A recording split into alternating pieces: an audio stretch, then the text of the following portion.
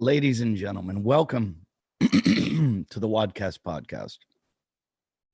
Excuse me for clearing my throat during the opening of this, but hey, I've only done, there I go again. I'm trying to figure out how many episodes of this show. If you're listening to for the first time, you're lost. I've been doing this show, we think, for like 10 years. Today's episode, wow, Ronnie, Raw of Earth, the artist, CrossFitter, formerly known as Ronnie Teasdale, Raw of Earth, was my guest tonight. Very, very, very interesting conversation, kind of off the beaten path of what we usually do. Number 499. Who will be the 500th guest? That will be recorded this week. No idea. 500 episodes we're about to reach. This is 499 with Raw of Earth. I hope you enjoy this episode. If you're a fan of the show, I have over the years given you almost 500 episodes of this show. 500. Some of you have been sticking with me forever. And for that, you are getting rewarded. We have a Patreon. You can give $5 a month. You can give as much as you want, but $5 is awesome. I really appreciate it. We've got a lot of new donors, a lot of new Patreons. What we do is we give you a Myopucks and a leopard claw or leopard paw, whatever's available. That's like a gua shui or a Graston or whatever you call it, but use it as a scraper. They're really expensive, like $200. And the Myopucks is like another $250 or $350, whatever. It's an electronic muscle stimulator. It's absolutely amazing. I use it all the time. My wife's got COVID. She just used it on her back because she's so sore. We give one of these each week with both of them together, like combined, like $450 worth of stuff just for you donating $5 a month. And stick with us. Don't just get in, get your prize, and then get out. Like, stick with us. Stay a Patreon. I work hard to put the show together every week, and I appreciate all of the patronage. So this week, our winner is John Ware. John has been a long-time listener, too. He has listened forever. I think John is from Pittsburgh. I get lots of comments and feedback and everything. Not going to lie to you, that does help you, people. That helps a lot. So, lots of fans out there like Gordon Wagner and Garth Willoughby, John Ware, people that have been around forever and have stuck with the show. I just want to say to you, maybe next week is going to be Listener Appreciation Week, 500 episodes. This week, really interesting conversation with Raw. He's just such an interesting person. And each time I talk to him, I get to know him more and like him more. And I just love this conversation. I want to thank everybody who came out to my live shows. I don't do the WODcast live. I do live stand-up. And if you want to check out my stand-up, go to YouTube and look at my Sweet Home Alabama album. That was last year's album. I'm recording a brand new album special this week, January 22nd at the Irvine Improv. If you want tickets, I have already given away about 50 tickets to CrossFitters. So there's going to be about 50 CrossFitters. I said I was going to give away 100. I'm going to give away 100. So I have already given away 50, about 50. So 50 more. There's space for you. January 22nd, shooting 2 shows at the Irvine Improv. I think there's a 7:30 and a 9:30. If you want those tickets, all you have to do is send me an email at wodcastpodcast@yahoo.com. I will then put you on the list. You will be on the VIP list. I'll confirm with you. You'll be on the VIP list when you show up at Will Call at the ticket window. Your name will be on a list. You will get your tickets.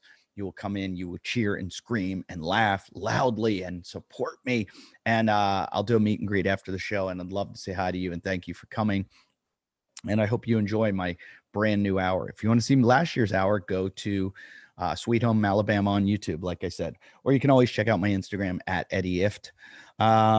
Also, I've got a whole bunch of live shows coming up, whole bunch. I'm going to be in, let's see, what's coming up? Crazy. Well, I just talked to you about Irvine, but I want to thank everybody that came out in Sun Valley. We sold out Sun Valley. That was great. In Ketchum, Idaho. How do I sell out a little town like that. I don't know. They were just so supportive and great, amazing theater there, the Argyros Theater. Coming up, I'm going to be in Calgary at Yuck Yucks, Calgary, Canada. I'll be there on the 28th and 29th of January. Then I go to Vancouver, the 3rd, 4th, 5th, and 6th. I will be in Vancouver. That's all I can say. I'll be in, it's really like Westminster or something. It's on like the outskirts of Vancouver, but I will be in British Columbia. I will be at the House of Comedy 3rd, 4th, 5th, 6th of February. Then come see me live in Chicago. I'll be at Rosemont, Zanies in Rosemont on the 17th and 18th, and then downtown at Zanies in Chicago on the 19th. The 20th, I'll be at the Improv in Milwaukee.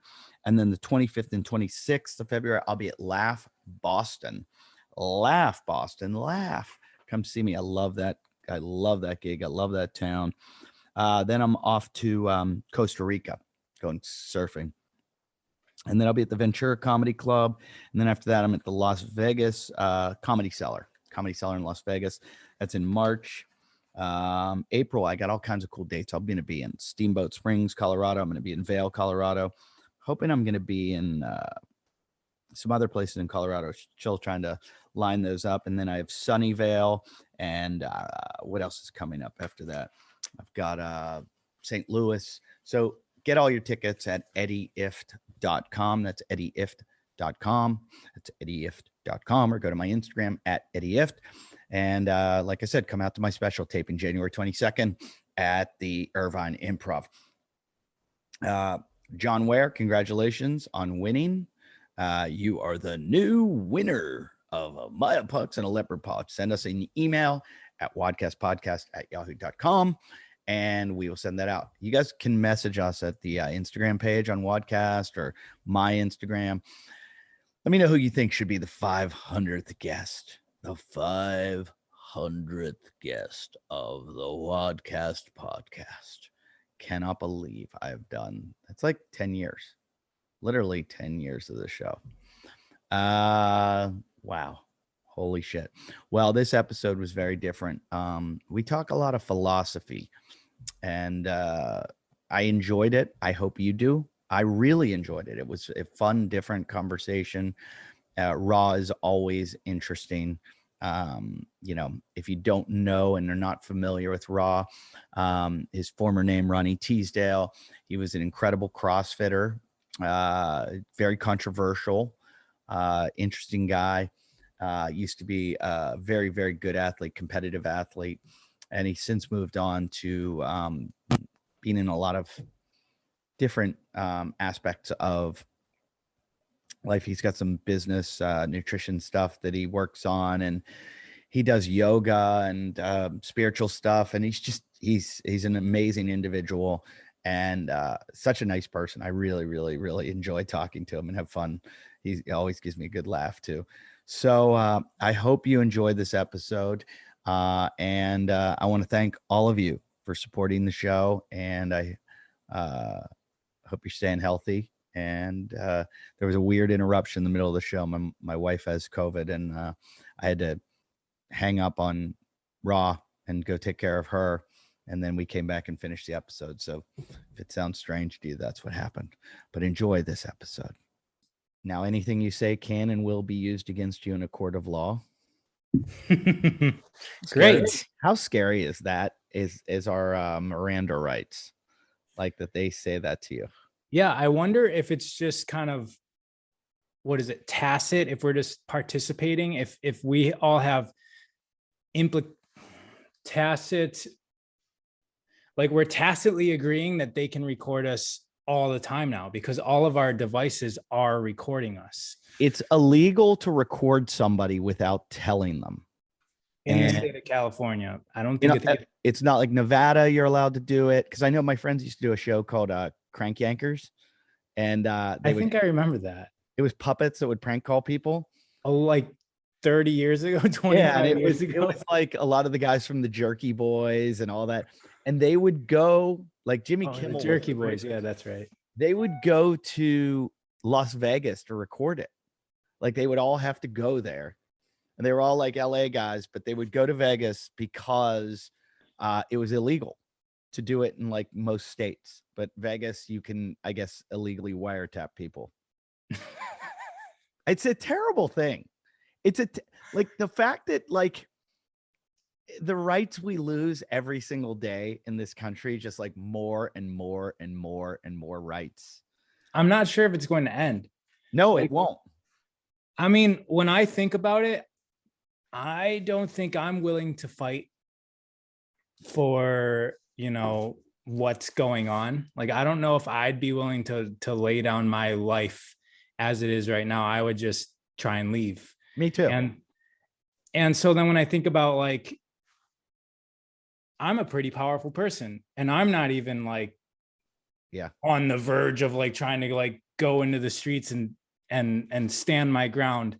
That has to be known, right? It has to be known by whoever's making the decisions, and they're just going to keep on pushing and pushing and pushing. And I don't know if there's going to be a line that is going to be drawn in the sand. Do you think that's because we've become less of men, or because we've become selfish? That like mine is out of pure selfishness, that I think to myself, oh, my goal is, or my job is, I'm a parent. My job is to protect my children. And if I'm not here, if I went out to fight for what I believe is principle and freedom, and if I went to fight for that and I die, then I'm never going to be there for my children. But like if somebody invaded this country and was like coming into my territory and I would fight. I would stand up and fight to protect my family. But you have no choice at that point. But I don't think I could fight for my freedom. Like, like I think I'd just run away. Yeah. So what I think's happening in our minds, at least, because if I think back 20 years when I'm 19, 20 years old, that's all I wanted to do was fight. And I think that energetically, myself and probably you, like we're just beyond the warrior phase of our life. Maybe that's why they send 18-year-olds to war. Yeah. I mean, they're the root chakra of our society, right? These younger, let's call them males, but these younger people, they're the ones that are, their whole life is filtered through the lower energy centers, right? The sex, the foundation, the legs, right? The lower energy centers that root us into this reality, which is responsible for our security, right? And I think that I'm just not really interested in that fight right now. Do you think that like John Hancock and George Washington and like our founders, the guys that Paul Revere, all the ones in our history of, you know, when the British came to the United States, and do you think those guys were like 20 years old at the time and they were just full of I think they were. Yeah. Weren't they super young? I think they were in their 20s. Yeah, I guess so. I think they yeah, they were. You're, you know, once you get your 40s, you're like, I'm just gonna well, I think that it's not necessarily laziness. Like you said, you're interested in raising your children. Your children are where you're putting your energy, and that really is the integration of your life processes and experience, and infusing that into a being that still has a full life ahead of itself. That's where your energy is flowing to. And I think, I mean, mine's a little bit different, but it's the same thing. Like what I'm interested in isn't that stuff. It isn't fighting for what's right. And I think that definitely those kids were very young, and they were wild. And I think our entire country is also probably pretty young as well, and is going through an identity crisis and trying to figure out what's important. The generation below us has been kind of emasculated though. And it's been done. A lot of people say it's systematic, you know, that it's been done that the powers that be have done it with social media and certain things and echo chambers and all the things with the internet. And I don't believe this, like, big brother kind of thought. I think it just naturally happens. I think everything's money motivated, and people just see money and they go to money and they make all their decisions based on money, and they compromise all the time because of money. But what's happened in the process is there has been kind of an emasculation of society, because, I just look at children today compared to children of days, like the whole, like, you drive around neighborhoods and you don't see children out playing like they used to, and they're not out being athletic and being physical, and they're all stuck on phones and TVs, and that's where their social life is. That's where their physical, and we know this by the statistics, by obesity and all these things. So, and their testosterone's lower and all these different things. And I'm maybe making some generalizations that I'm not factually right, but I think I'm on target pretty much. And so it's scary, because it seems like they won't have that so-called piss and vinegar to put up the fight, to just constantly let the powers that be push them around. Yeah. I mean, there's nothing guaranteeing what 10 years down the road is going to be like. Like, we have no idea what the state of this country or the state of the planet is going to be like in 10 years. I do agree with you to a point that we've kind of demasculated, like what I was talking about, the lower energy centers. It's like we got our legs chopped off, right? And I think that if we look at really old cultures, they also, like, we go into the East, their cultures are kind of disintegrated. For the most part, like, the cities are still the cities, but a lot of people just don't care so much. And I think that they're like more in their head and spiritually enlightened and trying to get to other realms of existence. And I think that we're seeing something similar technologically with our society. Like you mentioned, no one's going outside. That's right, because taking risks and, riding your bike off ramps and that stuff's not exciting anymore. And what's exciting is this digital universe. And I think in this digital universe, these kids and even us, we can be whatever we want to be in these digital landscapes. Like a virtual world. Yeah. And our physical body is going to become less important. And so what I see is that we are going to lose the physical. There's a trade-off, right? And I think that for the younger generation, it's worth it. They don't necessarily need the physical freedom that we would covet. Like, it just doesn't matter to them if they can't go outside. Like, why would that matter to somebody who lives on a screen, whether they can go outside or not? They just don't care. So yeah, I just think that the fight isn't strong enough because they're not motivated to act in this situation because they're getting what they want already. And I think that this whole thing is funneling us into this version of society where, physical adaptability, physical freedom, even just physical capabilities, like in the movie WALL-E, are probably going to start degrading if we keep on going down this path. Yeah, like I studied when I went to college. I learned like two things. Literally, there's like two things I remember, and one was vestigial features. And I learned that I took a class called Intelligent Life in the Universe, and it was all about basically if there's life in the universe other than Earth. And they were saying, like, we have a tailbone. We used to have a tail, but we stopped using our tail. At a certain point, humans stopped hanging from trees. We use our fingernails less and less and less, to the point where someday we may not have fingernails left. And that will be a vestigial feature. And I think, like, our bodies are going to change through evolution because of this, because we'll probably have bigger heads, bigger brains, because there's going to be much more thought. But like parts of our bodies will atrophy.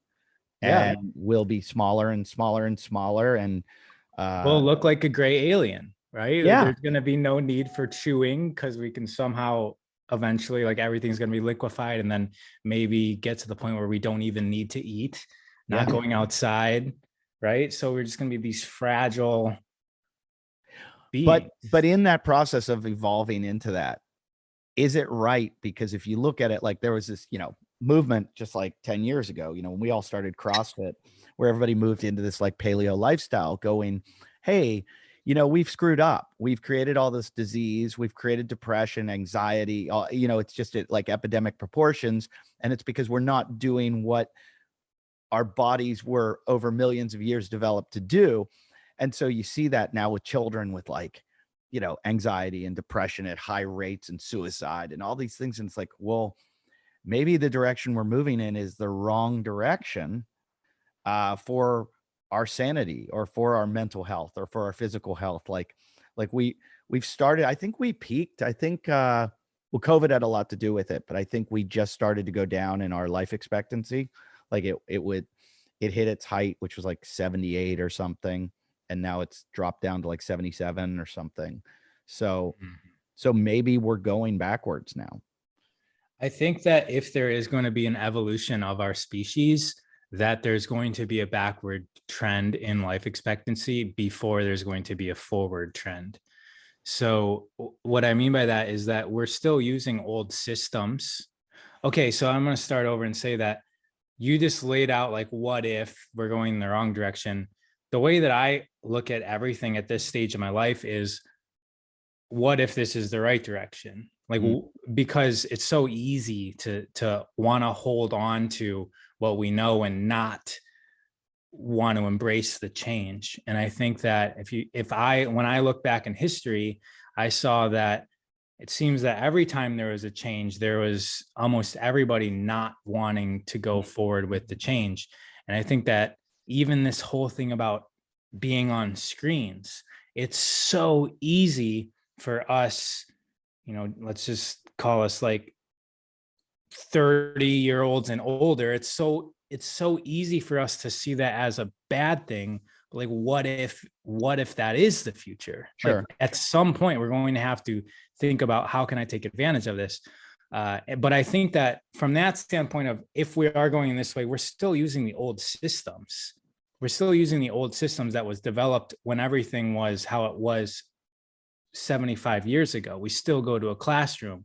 We still learn the same stuff that doesn't really mean anything in the world that we exist in now. And I think that things like obesity, things like childhood anxiety and depression have also a lot to do with the fact that our systems just don't match up to what these kids fundamentally need and desire right now. Like, they desire a faster pace of learning, a more open methodology in education. Like, I don't even know if education's even necessary for kids anymore. Like, it's just like, teach them how to use Google. I know. And see what they do. They might freaking invent a whole new society if we just like let them go. Well, it's kind of funny that the guys that usually branch off and do that stuff usually are the ones that drop out of school. And all the guys I know that are, these tech giants that have created these things that have changed the world. You look at, like, I don't know if Zuckerberg dropped out, but Gates dropped out. All these guys just finish college. Yeah. They just go, wait, this is such a waste of time. It's like an NFL athlete, these college players, like, what am I doing here? I'm so beyond this. Why? We had a kid. I went to high school with a kid who was he was tied for the #1 math student in the world. He tied with like some Russian kid.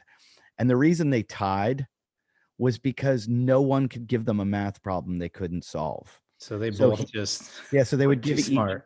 So they just would give each other math problems. And that's awesome. This guy went on to invent the microphone for the computer that we're using right now. Nice. Yeah. And the guy from your high school. Cool. Yeah. Cool. Yeah. Did you grow up in Malibu your whole life? No, I grew up in Pittsburgh. And all right. And this kid was it was funny. I was friends with his brother. His brother was like a stoner and would laugh. He's like, I'm going to take my brother, the genius brother. He's like, I'm just going to like lock him in a room and feed him under the door and have him make some like great technology someday and make millions of dollars off him. And that's pretty much what he went to Carnegie Mellon. He was a professor there, and they did that with him. Like they used him, because that's how all those tech companies are. You create it, but if you do it under their, tutelage with their research money, they own it. So I remember I was like, is he a billionaire? And he's like, nah, Carnegie Mellon owned the software or whatever the company was that was financing it. But I don't know. I was just with Bobby, crazy Bobby, all weekend in Idaho. And we were just talking about it. And Bobby was getting met. We were at a ski resort. Bobby's like, look at these kids. Look at them. They're all out of shape. They're all slack jawed. And I always say, like, I don't like to criticize generations because I feel like we create them. So it's like, if you're gonna criticize anyone, criticize the people that create it. So like, especially like the parenting, my wife has taught me my parenting style. And I believe the parenting style that she has read about creates that type of child. Like, I don't ever want to hit my kids. I don't want to even yell at my kids. Or even tell them no. Right. But I know there have to be boundaries. There has to be this like thread of authority, this threat, because life isn't easy. And life, like, you never know when a fucking volcano is going to go off near Tonga. And the next thing you know, you could have a tsunami and you got to go get the fuck to Were higher. were the helicopters flying around in Malibu? They were down here at Laguna Beach. Were they really? Yeah, they're like flying because we woke up. I woke up to looking on my phone, seeing a tsunami warning. 5 minutes later, we're still in bed and helicopters are flying up and down the beach at like 7 a.m. telling everyone to get off the beach. Wow. And we can hear that from our bed. Are you up on a cliff though? You're at high Yeah. ground. Yeah. So when I was in Venice, we had a tsunami warning after that big tsunami that happened in Indonesia. And we were like, should we? And I saw everybody start to like leave Venice and there was so much traffic. I'm like, everybody's going to die in traffic. And my wife, who was my girlfriend at the time, goes, we should get out of here. I go, no. I go, hold on. If we're leaving, I got a truck. We're driving down the beach. Like, why get stuck in traffic? When chaos happens and it's like, I was in the fires here. When stuff like that breaks down or when you're looking at like an apocalyptic situation, there's no laws. Yeah, you don't want to be where the crowds of people No, you take like up here in Malibu, we say, yo, you're on your own. You're on your own. Like, you don't listen to like rules or laws at that point. And I know people are like, that's vigilantism. And it's like, no, that's survivalism. And the people that go with the crowds, that they die. Like you gotta go the other way and climb the fence and trespass and do whatever you can to escape. So, but I know Laguna, you guys are high ground. But look, when I've watched enough videos on tsunamis, they're weird. Like really weird. The water just sometimes like sucks out so much that like miles. Yeah. And then all of a sudden, boom. And so this volcano, like I was in Sun Valley when it happened and I thought it was like a joke. And that like I saw the video, I think Rogan posted it of like, it looked like a nuclear explosion in the ocean. And I went, just knowing waves and I was like, oh, this could be really bad. And they were going, oh, Alaska, another one. And I read today that like a couple guys had to be rescued at Ocean Beach in San Francisco. And I think they died.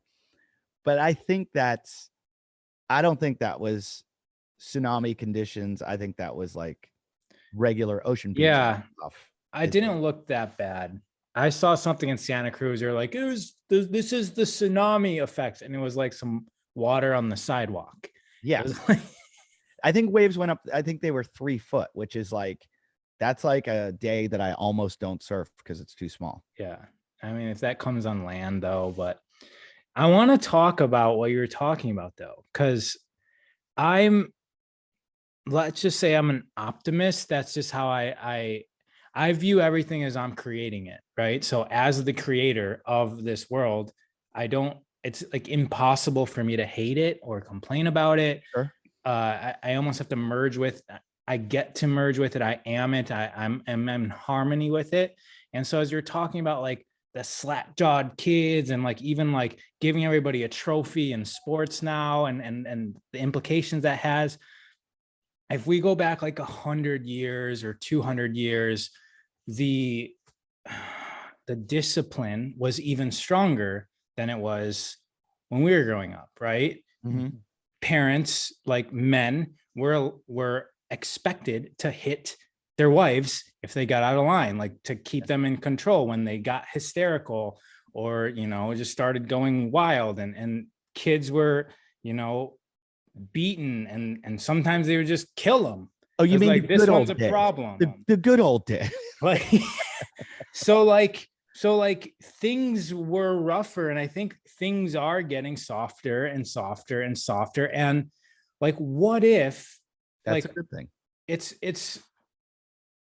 difficult. Like, I see the paradox here, right, from both sides, I do too.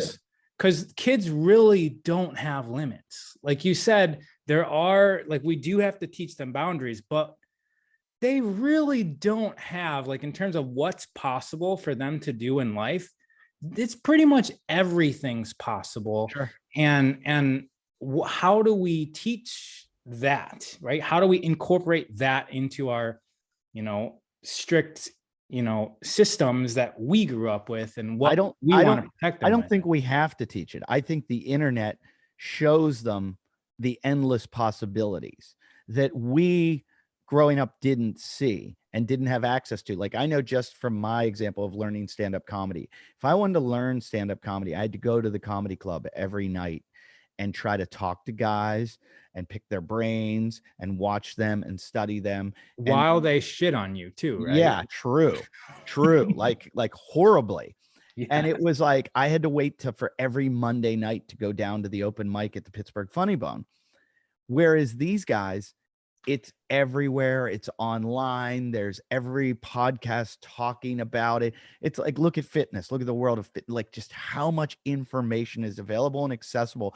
So when I hear a kid say, "Oh, I can't do that," I'm like, yes, you can. Like, you have access that is just undeniable. Like, what we had access to was, we had to really seek it out and search it and work to find it, Yeah. where it's so unlimited for them. And you talked earlier, you said like kids don't go out and ride their bikes. There is a sect of the population that is going out and riding their bikes and doing things that's so progressive that I watch. I mean, I'm obsessed with it. I watch Instagram and I watch people at like all my hobbies that are the best at it, from mountain biking to BMX to skateboard. Insane. And I keep thinking, where is this progression going and how are they not all dying? It's like they're more advanced than the video game characters were when I was that age. Yeah, absolutely. It's like the stuff that they're doing, like, wasn't even Comprehensible. conceived of. Yeah. So like, where does that "I can't do that" come from then? Right. So like, that's what I mean. Like, how do we parent or have society in a way where things like "I can't do that" isn't even like a thing that somebody would think about? I think it's control. Again, I think when you parent like you're controlling. It's like the government, what they do to us, the corporations, they do to us. And it's out of fear, or like, I don't like to control my children out of like, I don't enjoy control. I control out of like I used to think, oh, I want my kids to grow up and be like top surfers or top, skiers or snowboarders. And then I watch these guys and I watch the accidents and I watch the broken backs, the broken necks, the concussions. And I go, I don't know if I want my kids doing that, Yeah. because I want to spend a long time with them and love them and have them around and not have them die in front of me. And so you try to control a little bit or a lot with that. And that's where, like you said, how do they not do everything? Because you or me as the parent goes, don't do that, because Right. you're going to die or you're going to get hurt. And I'm worried about you doing that. So I wonder, like, I mean, that didn't do any. If my parents said that to me, I still was going to try it. I still was going to hurt myself. I still, like, there's something in you, going back to that like 20-year-old that's just like, fuck it. I'm indestructible. So you're not going to stop them. But I think like my parents really instilled in me, like they had me afraid of drugs a lot growing up, to the point where I never really got into drugs because my parents scared the shit out of me. I'm not afraid of drugs now. It just didn't become part of my culture. And so my parents like instilled fear, like terrible fear in me of drugs. And I probably missed out on some good times, some really good times. But yeah, I've dabbled. I just never have really, I've smoked a lot of weed in my life, but I don't even consider that a drug. But Okay, so then there's yeah. So you're talking about like the street, the yeah, like that stuff is like, I don't know if it's even if it would be fun at all. I don't know if that is alluring to anyone. That stuff is kind of like, if you hate yourself and want to die, you go. No, I've talked to a lot of people that really have enjoyed cocaine. Really. I think I would have. I've never ever done coke. Never even tried it. When I moved to LA, I was like everyone. Like I just meet somebody and they pull out a rock and they're like a doctor, and I'm like, wait, this is like something people actually do. Yeah, I always thought you do it, you become addicted, and you ruin your life. And then I found all these functioning people who were really successful, who were like, yeah, man, this is a great party. Like this is, and I went, oh, they lied to me. They told me you do cocaine and you die, or you're addicted and your life's ruined. And here's this guy that's super successful and he does it, once every 6 months. I think LSD is also like that. And there's a lot of people that consume LSD every single day. And really, and are the ones that own the tech companies that we all use. Yeah. I think that was mushrooms. I didn't think that with LSD. I think LSD and mushrooms are on similar. LSD is actually made from mushrooms. Oh, I didn't know. So yeah, they're similar. I would hold them both as like, LSD is a little bit synthetic, but in the people that are using those, they're very similar. Yeah, you can function with them both, and they're both, they can be used to accentuate your powers in a way. Well, luckily now they're doing research, and they're people that are intelligent enough that work in university situations or that are doing the research and are able to say, like a lot of the shit you heard were lies. Like you're not going to die from this, or you're not going to die from this, or you're not going to get an addiction to this. And we've learned they've vilified everything from marijuana to whatever it might be for those reasons. I'm not encouraging someone to go out and do cocaine or heroin or anything like that, because it could be detrimental to their health. But and I'm terrified. I'll tell my kids, I tell them all the time, and like friends, I'm like, don't do coke anymore. Just don't fuck around, because you don't know if there's fentanyl in there. And the next thing you know, you're dead. And it's not because you did cocaine, you did fentanyl. I don't know if you heard about the 3 comedians that died. 4 comedians just a few months ago. They just were partying one night. They all did coke together. I think they were like trying to speedball like coke and heroin. And the heroin was not heroin, it was fentanyl. And 3 of them died and 1 went into a coma. Yeah, I always wonder, how do these mistakes happen? But I guess if you're at a party and everything's going really fast, it's easy to. Yeah, I've made dumb mistakes. I've made really bad mistakes under the influence of other things, where I'm just like, I don't believe in God. Like I don't believe like biblical God, but I do believe, like I believe that there's something bigger in the universe, something that I can't understand. And I believe that kind of like I have a path, and it's all like almost predestined or predetermined, because there's so many times I should have died, so many times, that it was like one inch this way and I was dead. Right. And Yeah. I know a lot of people, because I'm interested in it. A lot of people have come to me who have had near death experiences. They're not really near death experiences because they actually do die, and then they go to the other side, and then they come back, and then their body comes back to life. So they actually do die. They just don't die forever. And I don't really necessarily think that any of us die forever, like in a non-physical sense.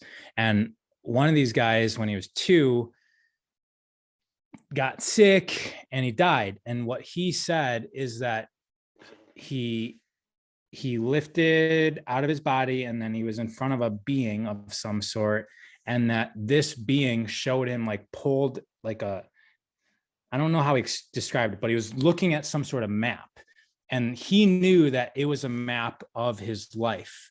And he said that there was certain node points on this map that no matter what he would have done in this life to, kind of veer off course, that you would ultimately be pulled back to these very important points of life. And he didn't know he couldn't see what these points were, but himself in that moment understood that that's what this was. And basically the being was asking him, this is what you came here to do. Do you want to go back and live this life, or do you want to come with me? And all these experiences are similar of all the people I've talked to. As soon as they get like the slightest sliver of, I want to go back, they're back in their body. But yeah, that reminds me of what you just said, is it just kind of validates it, that in this life, his dad actually died when he was a kid. So that was like, probably no matter what, he would have gone through the experience of his father dying. His father got murdered, actually. So it was pretty dramatic. And that was like one of the experiences that he came here to do. And so I think that's similar to what you're explaining of like how it is you got through all these like booby traps in your life. Hey guys, I want to talk to you about the most important thing in my life, and that is sleep. I got COVID because I was on the road and not sleeping enough. I swear I let my immune system fall apart because I wasn't sleeping enough. Sleep has become paramount in my life. I rank sleep first, diet second, exercise third. And I'm not kidding. Having 2 small kids, I have to have as much sleep as possible to be able to handle them. And my life has changed because I use an 8 sleep mattress. I use an 8 sleep mattress. And not only do I use that, but I use the Pod Pro cover too. 8 sleep is, I don't know, I equate it to the Tesla of beds. It's just so new and so innovative and so far ahead of the competition, because what they use technology to basically, it's almost like AI. They figure out how your body is working by using heart rate variability and all these different data sets they can take down. I was showing Crazy Bobby the other day all the data, and he's like, "Oh my God, I got to get one of these beds." And but it does everything from knowing the temperature of the room to your heart rate variability, what your heart rate is while you're sleeping, how often you toss and turn, how long you're out of bed, how long you're in bed, what time you wake up, what time you go to sleep. And then it kind of adjusts itself, because we all like to go to bed kind of warm and then sleep cold. Our bodies need to sleep cold. And you can set it to do whatever you want, but it figures out what ultimately is best for you. And then you can alter it if you need to. It is being used by some of the top CrossFitters like Justin Medeiros, who's arguably the best CrossFitter in the world, the fittest man in the world. And these guys use it. I think I saw Jason Hopper's using it too. These guys use it because they take their sleep seriously. I take my sleep seriously. You should take your sleep seriously. These are very affordable beds, and the Pod Pro cover is actually pretty affordable too. But 8 Sleep's going to give you $150 off at checkout. That's $150 off if you use our code, guys. Use 8 Sleep, EIGHT SLEEP.com/WODcast. That's EIGHT SLEEP.com/WODcast. You're going to get $150 off a Pod Pro cover. I recommend you try this first. You'll want to get the bed second. This is all you need, though. The cover is the thing that heats up, cools down, and takes collects all your data and lets you know how you're sleeping. I get a sleep score every day on my phone, and I check it out, and then I look back and try to figure out why, it's giving me all the data to tell me what happened. Why did you sleep poorly, or why did you sleep well, or what's going on? Because my wife is sick, I'm going to sleep in another room tonight, and I'm very upset because all I want to do is sleep on my 8 sleep mattress. But I'll just show you, if you look on our YouTube and you're watching there, you can see my sleep report for the week and all the data points. So we'll just go for like Tuesday, see how I slept. I had an 81 sleep fitness. See that 81%. It tells me the time I slept. I slept 7 hours and 42 minutes. Has what my goal is, what my wake up consistency is. I average waking up at 7:08 a.m. Time to fall asleep. My average is 26 minutes. I'm falling asleep faster than I did before. And that's what happens usually with everyone who uses the 8 sleep mattress. You fall asleep better, faster. One of the great things is it shows me my sleep stages too. Shows me like, I had 22% REM sleep, 60% light sleep, and 18% deep sleep. I need to get that deep sleep up a little bit, because that's when you're growing. That's when you're recovering. And if you look at my data, you can see that that's been getting better every day. It was really ugly in the beginning. And now, since I've been using the 8 sleep, it's getting so much better. It's got my sleeping heart rate. It's just awesome data to collect and figure out why you're sleeping the way you are and how to sleep better. So if you want incredible night's sleep like I get now, go to 8 sleep. That's EIGHTSLEEP.com/WODcast. You're going to get $150 off. 150. Yeah. I read a book by, I think the guy's name is Jeffrey Long, and it was about near-death experiences. And the guy created a website and interviewed all the people he could find that had near-death experiences. And like, they weren't near death, like they were death and they came back. Yeah.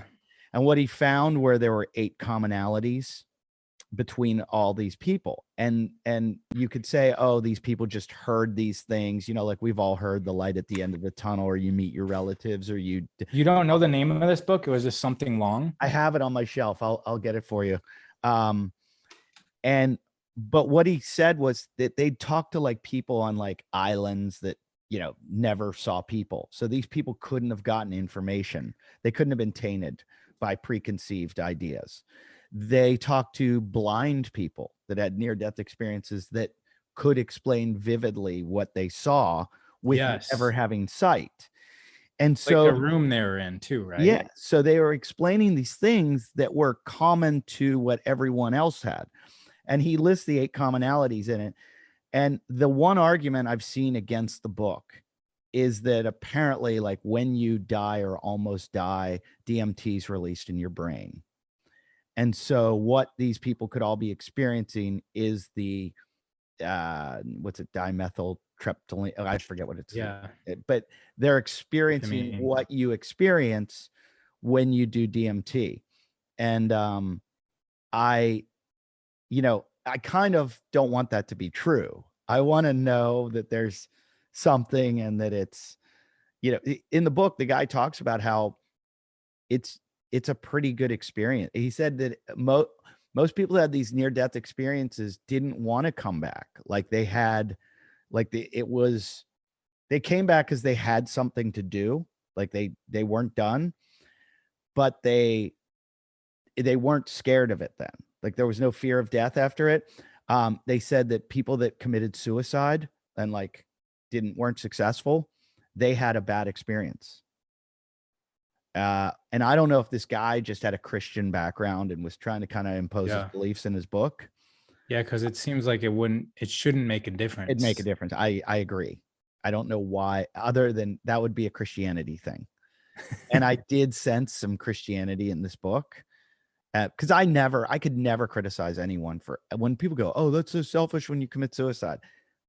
I think it's selfish to say to anyone, like, you can't do that with your life. I think that's the most selfish thing I've ever heard. To tell somebody what they can do with their, you can't end your life. You have to stay here and be unhappy and miserable for the rest of your life and suffer. I mean, that's similar to what's happening now, right? Like the people can't leave their house and they don't want anyone else to leave their house. So they're offended by it. If somebody, you know, like it's like if there's some, like, it's actually a very courageous thing. I don't know. I'm not saying courageous in a good way, but it's definitely, I would say, it might be the opposite of courageous when it comes to facing your life.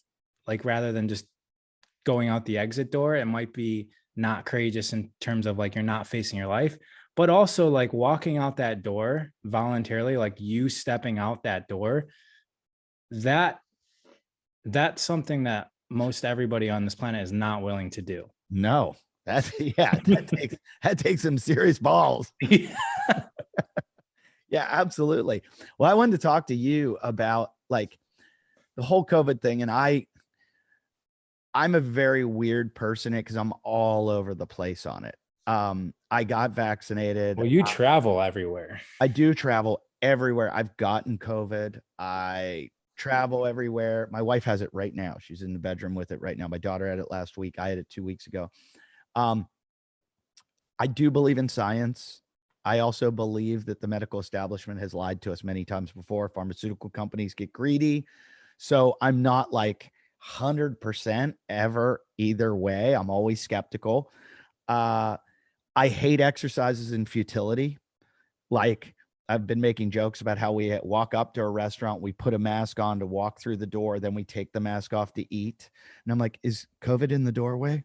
Is that where it is? Like, did we walk through the haze of COVID to where it's safety? So like you're on an airplane, you wear it, but then when the water, you know, and the drinks and the snacks come by, you take it off. You're immune. And watching celebrities have to like fake it and stand apart, and then the camera goes off and they come back together. And I'm like, what? This is just, you're treating everyone like children. And I believe, like, I read somewhere once, they said all politics is the Harvard sect has to figure out how to like control the un-Harvard sect because they're so much smarter than them. These like geniuses have to figure out how to like dumb everything down to control the dumb people. But I think the dumb people aren't really that dumb. Like they are to some extent, but at a certain point, when they find out they're lied to, then they just stop believing anyone. And that's when chaos ensues. And that's what we have now, because there's been a lot of lying and there's a lot of like, well, I don't trust you now because I caught you lying once. You know, how do I know? You know, and these guys in the powers that be, the CDC or the WHO or the government, whatever, they come out with these declarative statements and then a month later go, oh, we were wrong about that. Instead of saying, we're not sure about this, but we think this is the way to go. And if they did that, we'd go, all right, no one really knows. So we're going to go with you right now because this, but when you're declaring and mandating and ordering, then it's like, nah, fuck you. I don't, because now if I catch you once, I don't trust you at all. And I've always said to my wife, I didn't want to bring our kids up on Santa Claus. And I was like, let's just tell them about Santa Claus, but don't make it like it's real. We just like, it's something we like celebrate. It's fun. And there's this like mythical creature or mythical man that brings presents and blah, blah, blah. Because I was like, I don't want to someday just go to my kids and go, yeah, we've been lying to you for, 7-8 years. And sorry. That's where it started for me. When I was like, oh, everything could be bullshit. Yeah. And it started with, hey, did you know Santa isn't real? Those kids at at school that tease you for still believing they're right. Like that was when my hope for integrity just started. Like there was a hole pierced into it. Mine was religion. I was brought up Catholic, and it took me a long time. I mean, I was so in the cult. And when I was like, I forget what age, about 30, I got hired to write this movie, and the movie was a comedy. I can tell it now because it never got made. We pitched it to the Farrelly brothers, and it was an idea of mine. But it was this girl gets pregnant from her brother from his jizz. He jerks off on a towel, and she dries off with the towel, and the sperm crawls up, and she gets pregnant from her brother, and she's a virgin. So everybody thinks it's the next coming of Christ. Mm-hmm. But the baby's born, and he's developmentally delayed. He's basically like, Yeah, inbred. Yeah. And so they're all falling around this inbred thinking it's Jesus. And I have a line in my act. It's funny because Bobby. This could be made 30 Oh, years it's ago. so hard. It was so hard. We pitched. Everybody wanted it. And then we were at the Farrelly brothers that made Dumb and Dumber. And I'm pitching the movie. And it was so funny at the end of my pitch. I forget if it was Peter or Bobby Farrelly. One of them goes to me. They made Dumb and Dumber, and there's something about Mary. He looks at me and he goes, "One question." And I go, "Yeah." He goes, "How retarded is he?" And I use that. Dude, we shouldn't be laughing at this on video. I know, but I've done that in a bit for like the last 10 years. Like that's a punchline of a joke. I told him, I ran into him at a bar once. And I was like, "You gave me the best punchline to a joke I have." When I pitched you, he didn't even remember the pitch. I'm like, "You don't remember the story about the inbred Jesus?" And he's like, "Dude, I get pitched like 6 movies a day." So, anyways, long story short, we were paralleling a lot of the stories of the Bible. So I started reading the Bible, and I was like, "Oh my God, this is horseshit." And then I started reading. I read a book called Rescuing the Scriptures from the Fundamentalists. And then I read a book called, what was the book? It was like The History of God. I think that's what it's called. And once I started reading that, I was like, holy shit. Like if anybody reads this, they'll know that all of this stuff is man-made, and it all comes from different people who are deciding different things and what they want it to be, and then why they made those decisions or used these books to what motives they had. And then I started I was upset for like years. It says it in the title, dude. It says the King James Bible. Like it's the King James rule book. Yeah. I was so upset with my parents though. I was like, why did you raise me like this on this giant lie? And I looked into it. I tried to figure out why, because I couldn't get that. I was like, "Hey, open your eyes, you guys, get out of this." And I tried to introduce them to everything that and I read somewhere in like a psychology magazine or journal or something that it said people build their life like almost like Jenga. And it's like they've got a foundation down at the bottom, and then they've got everything else on top of it. And if you yank out something out of their foundation, you can destroy their entire being, like how they believe, how they think, how they've done their whole life. And so that's one of the scariest things in the world. And they will do everything to protect that foundation and from you destroying that. Yeah. I mean, the people that are most reliant on the Jenga model are scientists. Like everything gets based on some version of reality, and then everything rests on that. So even like the gravitational universe and Big Bang, right? Like that, like we're even like, so if we talk about creationism, that's one way of, God and Jesus and the Holy Spirit, that's one way of looking at it. And then you base everything in reality on that, and you don't know how to live another way.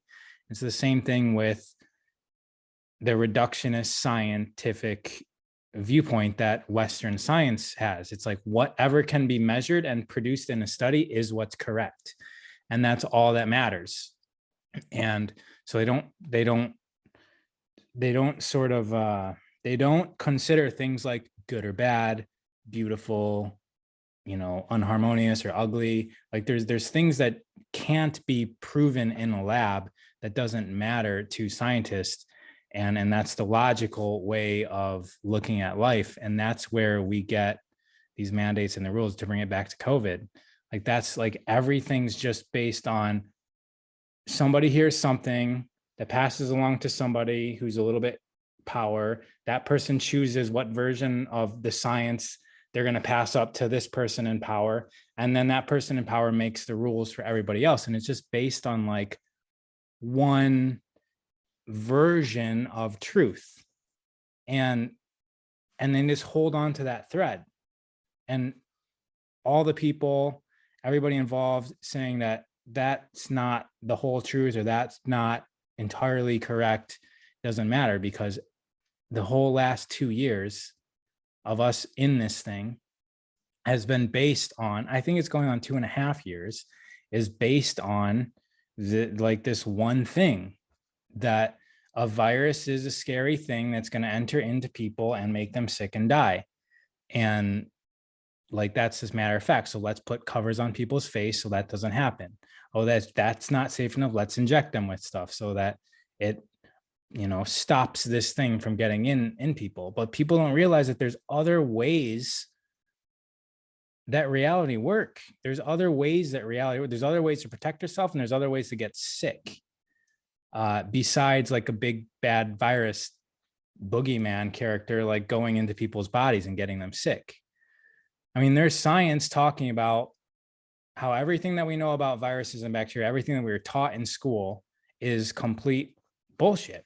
That viruses and bacteria are actually fundamental to the processing of a healthy body. And that you can't catch viruses from other people. I don't know. I don't want to get into that because I don't know enough about it. Right. You probably have talked to people that know more about it than I do, but there's just other science available. And obviously it's a shit show, right? Like you said, there's just a bunch of elites that went to good schools trying to control the people that didn't go to good schools. And have you ever like joined a company or went behind the scenes of something that was really polished on the outside? And then you go behind the scenes and you see just like the chaos and the arguments and everyone's like, I've seen it with my doctor friends. I have many doctor friends who will say something and they're so emphatic about it, or they're so confident in what they're saying, and they will beat me down because of their knowledge. Like, they are much more knowledgeable than I am when it comes to that. And so they will beat me down, and then something will happen down the road where they will be wrong. And they will then take the other side of the argument later on down the road where I'm like, you're completely contradicting what I saw you say. And so it's just like that religion thing where I was like, or Santa Claus, you lied to me. You lied to me with such arrogant confidence. And I got to sit, and my mom passed away in August, and it was a long process, and I was in the hospital a lot with her. And I watched all these doctors come in the ICU, and I watched them make decisions, and they were all based on their schooling, their education, and everything's clinical studies show this, clinical studies show this, clinical studies show this. This works, so we're going to try this. Okay, that didn't work, so we're going to try this. Well, maybe this works because it, and it's always, you find that the person that like cures something or they're always the guy that goes out on a limb and tries something like out of the box that nobody would have ever thought of. And I was just watching these doctors all follow procedure, which a lot of it is because of AMA rules, like they don't want to get sued because this is the structure that's built, because of the systems we live in, because of, malpractice law, and they work for these huge hospital systems, and there's insurance involved and blah, blah, blah. And so, everybody told us with my mom, they're like, you have to be her advocate. You have to sit there and you guys have to make decisions on what's best for her. Now, like it's a horrible process because end of life sucks. It's a horrible, and I almost, it changed my whole way of thinking because I watched the amount of money we spend, the amount of effort we do to just make somebody suffer longer. And it's horrific. It's horrific. I do a joke now about how we treat our animals better than our people. Like when our animals get sick, or hurt or we put them down. Like we're like, I can't let this person suffer like this. But a human being, we will make suffer for years and years and years. For us. Yeah. That's furthering, like, that's the selfishness, It's right? so selfish. I mean, it seems like you were just saying from that book, the death experience is the worst for the people that didn't die around the person that died. Right? Like, from even like if you look into the spiritual realms, you hear that the death experience is beautiful. I mean, Steve Jobs' last words were also something like that, like, oh my, it's so beautiful, or something like that. So the death experience is the hardest, not for the person that dies, but it's for everyone else around you. Yeah. And they're trying to prevent that. They're just delaying it selfishly. Yeah. It's it was a very hard thing for me to deal with my mom. And I always thought I would have a hard time with her passing, but when she finally did, I was so relieved because I watched her suffer and just watched it happen with a neighbor and just when you, and I've talked to friends that work in the hospital establishment and the medical establishment, and they talk about, I think it's like 90% of the money you spend in health insurance is spent during your end of life. So like For your entire life. yeah, like all the money that you spend, 90% of it is spent during that period. And it's When you're just in the hospital bed. yeah. And I mean, they have you hooked up to every machine and doing all these processes and procedures. And you're just like, and I was, So, I mean, that's the hospital that's definitely raking in all that money. So it's definitely encouraged by the system. and it's funny. I talk to doctors all the time. Like I'm obsessed with doctors. I think I'm not smart enough to be one. I'm not even close. You know, I'm an idiot comedian. But I love, and I bug the shit out of them. I'll call one of my doctor friends. He's like, how many questions do you have today? You know, and I bombard them with questions. And they say, I've had a bunch of them say that they're guessing like 70% of the time. And that, you know, like they just do their best with what they have. And it's a really, really hard job. And, you know, they all have the complaints and what's wrong with it. They're overworked, to underpay, this, that, and that, you know, they've got to do what the system they're working with makes them do. And sometimes they can't make their best decisions. And it's just, but I find that like at the end of the day, like I'm so skeptical of all of them. like I'm putting myself in their hands at all times, but then like 10 minutes into it, I'm just like, the fuck am I doing? This guy doesn't Dude, know. it's a shit show like almost everything else. Yeah. Like it's like is as much of a shit show as the locker room at, you know, after your sporting event with your drinking buddies. Yeah. Like it's just like we're humans. We're all humans. To think that like doctors or governments are not like the rest of us, it's like they are. Like I have to ask you right now, how's the dog bite? Looks good. Looks like it healed really well. The skin is healed nicely. The scabs fell off, but the tooth went into my nose. So if I just like touch my nose, there's pain. Yeah, because the fangs are like, fangs are like an inch long. And I got bit. I was unicycling and a dog rolled up. Sorry for laughing, but a pit bull just rolled up and bit my leg like 5 years ago. And the tooth sank in. I could see it like sank into my leg far, like where the puncture was, it went sideways. So I could see how far it went down in my leg sideways. And the same thing with my nose. So most of the damage is inside. The skin's healing up pretty well. Why'd the dog bite you? Dude, I was messing with it for months. Like we didn't really want to make it public that it was our dog, because explaining this story would have just took too long. And like, our dog's a good dog. He's wild, but like I was messing with him for months, like walking around on all fours because he hates that. So I just started walking around on all fours every time I could. to just like mess with him, get in on his bed, act like I'm eating his food, steal his toys. Oh my God. And You taunted this thing. yeah. You And I don't can't. even, and so when he would growl at me, I would put my face on his face. And like, I never thought he would ever like, I wouldn't say I never thought. I knew I was pushing the limits, and I almost wanted to find out where the limit was. And I found out. So Holy it shit. was completely my fault. And I just got curious of like, how far could I, You found out. yeah, it's not like I was doing anything wrong. Like I wasn't like hitting him or doing anything like, but I was just challenging his dominance, right? Like Sure. constantly. And you were also putting yourself down to his level. That's so you were like, so that was surprising to me. Like on 2 feet, he has no problem. You get on all fours, the dude's like, yo, this is my territory. What are you doing here? Yeah, you lost your alphaness with him. All right, did you keep him, or did you get rid of him? Yeah, we did. I'm glad you kept him because you deserved it.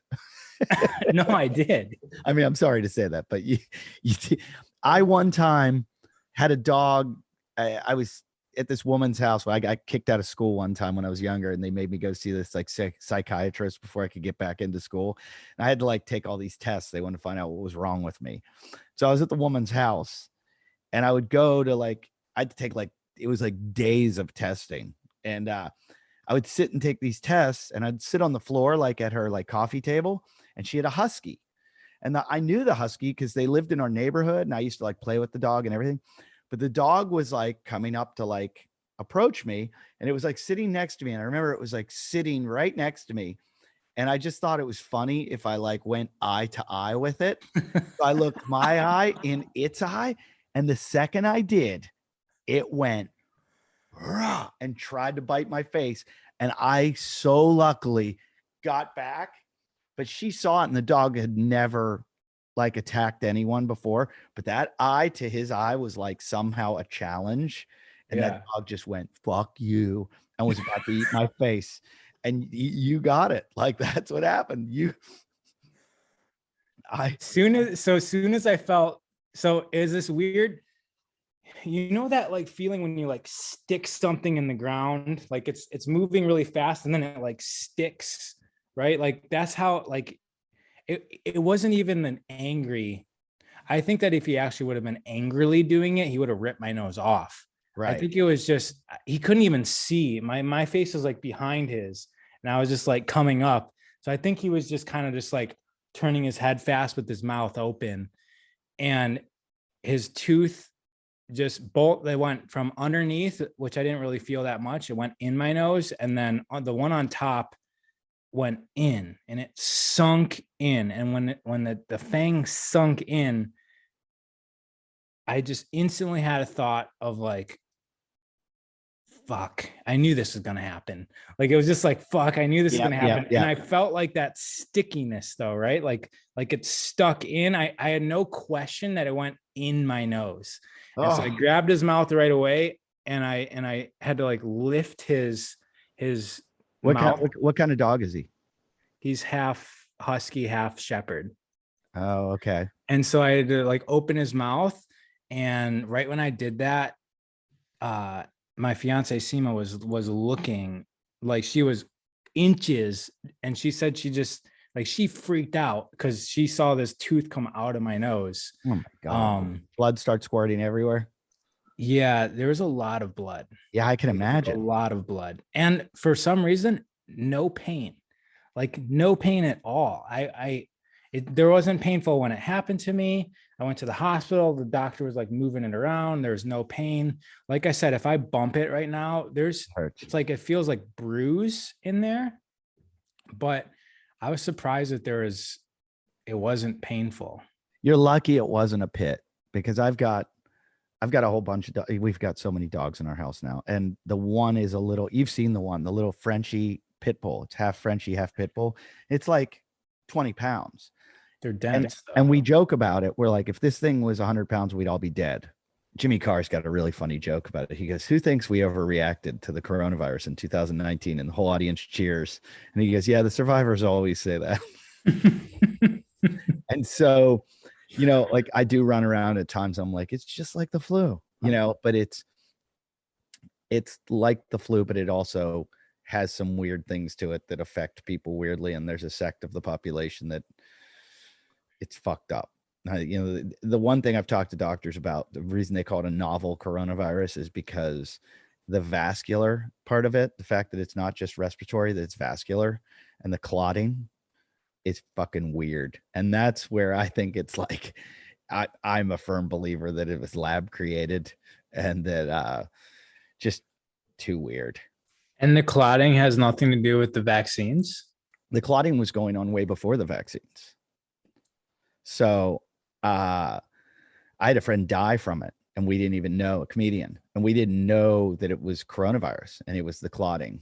And he died from a blood clot, and they were like, hey, he died from a blood clot. And we were all like, and then another friend of mine texts me, or he texts me. I go, hey, let's say, he goes, dude, I just got a blood clot and blah, blah, blah. And I go, it was right in the beginning. I go, that's a side effect of COVID. And he goes, oh, I just had COVID. I was like, yeah, I was like, maybe you should like talk to a doctor. But the clotting's weird. I mean, that's a DVT. I've always been afraid of that because of flying so much, like getting deep vein thrombosis. And I always get up and walk around, especially when I used to go to Australia all the time. Those 15-hour flights, just sitting in a chair. I'd get up. People are like, who's the weirdo in the aisle that's doing like Pilates? I would do all kinds of exercises on the plane. I would stretch like crazy. It's just weird to sit in a chair that cramped for 15 hours. I know, but also popping up on the other side of the planet is weird as well. It is weird. So you got to go through some weirdness to travel around the planet in 15 hours. Yeah. And it's funny. I used to get almost every time I went to Australia, I would get a cold over there or like a flu. And it was always worse than anything I'd ever gotten in America. And I felt like it was because in America, I'd build up like antibodies and resistance. This is just my weird theories, that I built up like weird antibodies or resistance to like all the stuff that I'm commonly around. Right. And then I would be exposed to stuff over there. Like there's a huge Asian population and stuff from the East that just we don't have. Different animals. Yeah. And so I would get these flus, and when they would hit me, I'd be like, what the fuck? I never get sick like this. and they're like, oh, mate, welcome to Australia. And I'd be like, oh, wow. I mean, it would just hit me. Because I could walk through any cold or flu I ever had, and like, just walk around with it. But the ones in Australia, I'd be like, I'm going to go get in bed and I'm not moving. Like I feel like I'm dying. And this COVID that I had, I don't want to belittle it again, but it was like a little flu to me. It was one day of 24 hours of bad, and then 2 days of cruddy. And then like by day 4, I was out hiking, like up in the mountains, and I was taking it easy, but I was up there, miles up into the mountains. And I just felt like, all right, I'm on my way back. My wife's not handling it as well. And my daughter laughed at it. My daughter like was screaming, running around the house, having the time of her life. And we're like, can you stop? But that's how kids handle colds. Have you had it? No. I mean, when it was first going around, I thought I did for about 2 hours. Remember, dry coughs were one of the symptoms. So I was coughing like the driest, like out in the desert cough, and like dying of thirst out in the desert cough. Oh, wow. But it was like 2 hours of that, and then I was gone. So like literally it was 2 hours, and I don't know where that came from, but that seemed to be one of the symptoms. So I don't know if I got it for 2 hours or what that was, but right now I'm a no. That's the answer I usually go by. I've had so many weird things in my life that come and go that's why I have a hard time like believing doctors, because I'll get something, I'll go see a doctor and he'll be like, take this and I'll take whatever and it doesn't work.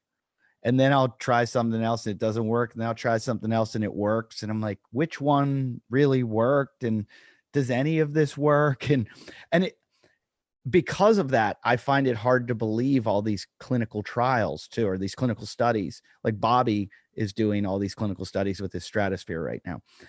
And it's so hard to do a clinical study, because to try to get your group so controlled to know that it's that thing that you gave them that made that difference.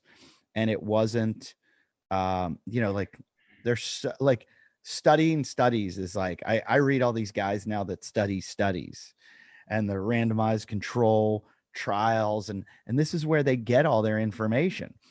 And it's like, I went down this wormhole with cancer with that, when they were creating all this immunotherapy. I started reading this book about immunotherapy, and, like they don't know. It's so weird. They don't know who's getting the placebo, who's getting the real drug, and the patients just have a number. They don't know the name of the patient because they don't want to get attached to it. And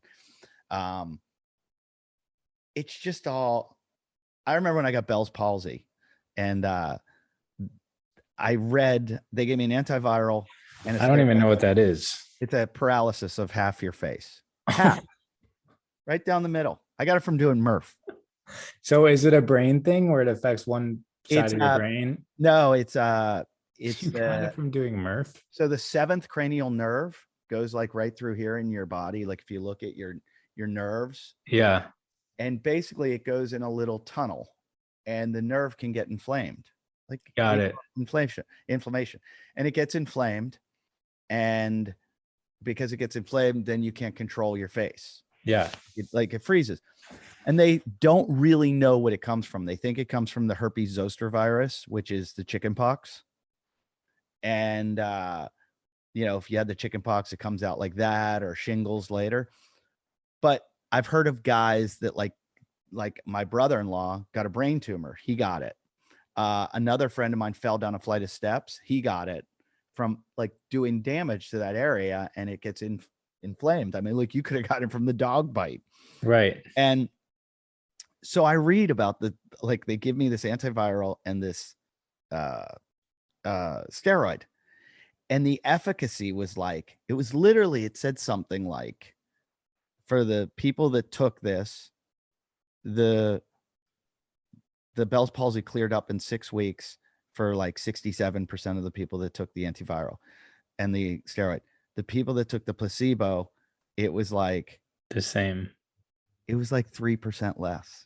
Yeah. And so then so I was like, why am I going to put a drug in me that has side effects? So I can't wait for whoever is actually doing these studies to realize that the placebo is the actual antidote.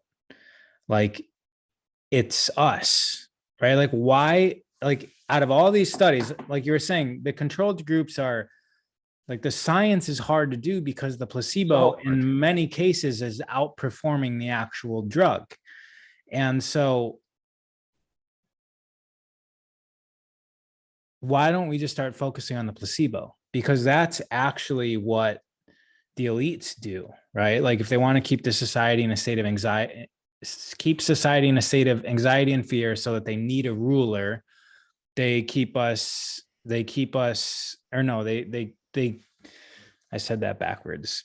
If they want to rule us, they keep us in a state of anxiety and fear so that we manifest basically situations in our life that are going to continue that fear and anxiety, so that we need somebody, and we listen to laws, and we listen to the media, and we listen to the mandates and the fear and what, like, because we're just all in this state. Jesus, I'm not used to being up this late, Eddie. Sorry. You're doing late night comedy shows. My brain is gearing down right now.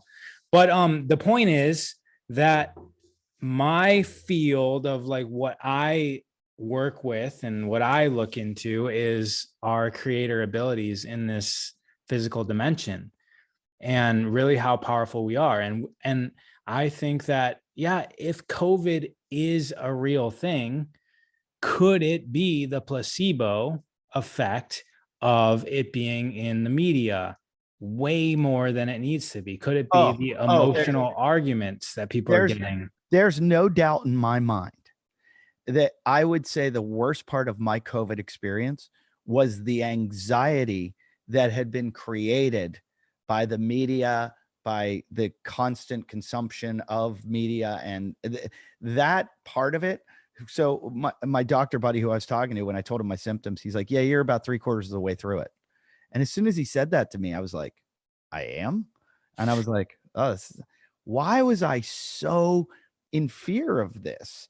And and it just, I do believe there's so many times I one time went to get an STD check, and I had gotten a blowjob from some girl one time when I was younger, and she was like kind of a skanky chick. And I go to the free clinic place, and the woman goes, "So why are you here?" And I'm like, I had oral sex with a girl that I don't know, she's kind of dirty.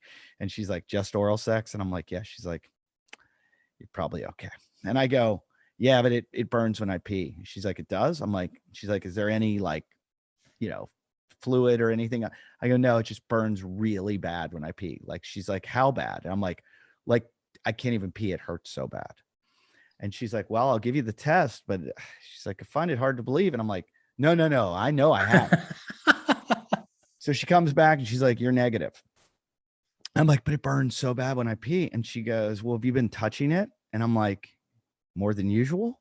And she's like poking and prodding. I'm like, "Yeah," because I was like sure that I had. She's like, she said it to me. She goes, "You know what the mind harbors, the body manifests." And she's like, "You can induce symptoms on yourself by just thinking it." And she's like, you've created this yourself. And I know I've done it in many times in my life. And then when something happens that like switches it off, I'm like, "Oh, I don't know." And I don't think we do enough work scientifically in studying the placebo and studying what we can do, like to like the Wim Hof kind of thing of like the mind body connection. And I really think hopefully that is the future. And we Right. get to that because you, as you say, these people do control you. With fear is a powerful controlling factor. You know, I tell everybody now, I'm like, "What happened to the terrorists? Where did the terrorists go? Yeah. Did they give up? You know, like because of COVID? Did the sharks stop biting? Like, what are you going to get us with once if they cure COVID? What are you going to, how are you going to control us next?"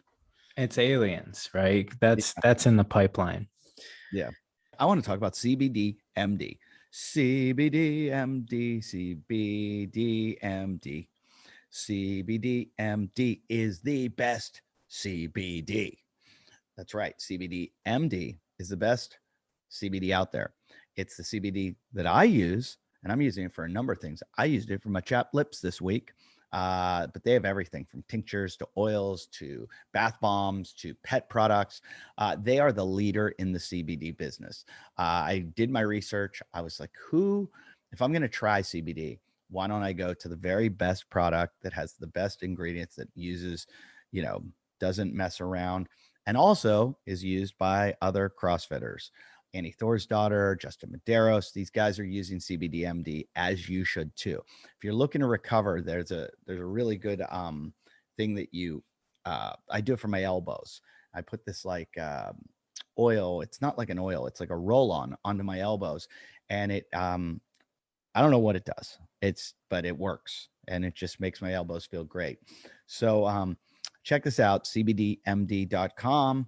And I believe there's if you use the code WODcast or WOD at checkout, it's either WODcast or WOD. They're going to give you a discount, and you're going to help out the show. So check it out, cbdmd.com, and see why they are the best CBD in the business. And take care of yourself, recover well, relax, do what it takes, and check out all their products. CbdMd.com.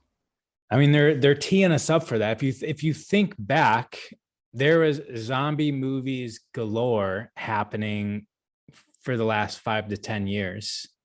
It was like everything was zombie. And then all of a sudden people started dying from COVID, and I don't know. There's a lot of dystopian future stuff about alien attacks I see in the media as well. And so it seems like that's being teed up to be put into our brains, and that switch turned on for fear. But like, that's the question. Like, there's no question people are dying from something, and we'll label it COVID. But like, how is that manifesting on this physical plane? That's the real question if we want to protect ourselves. Like, is it lifestyle? Is it just because you're on a plane with somebody? Or is it because you have called it into your life experience with your emotions and with your, mental energies?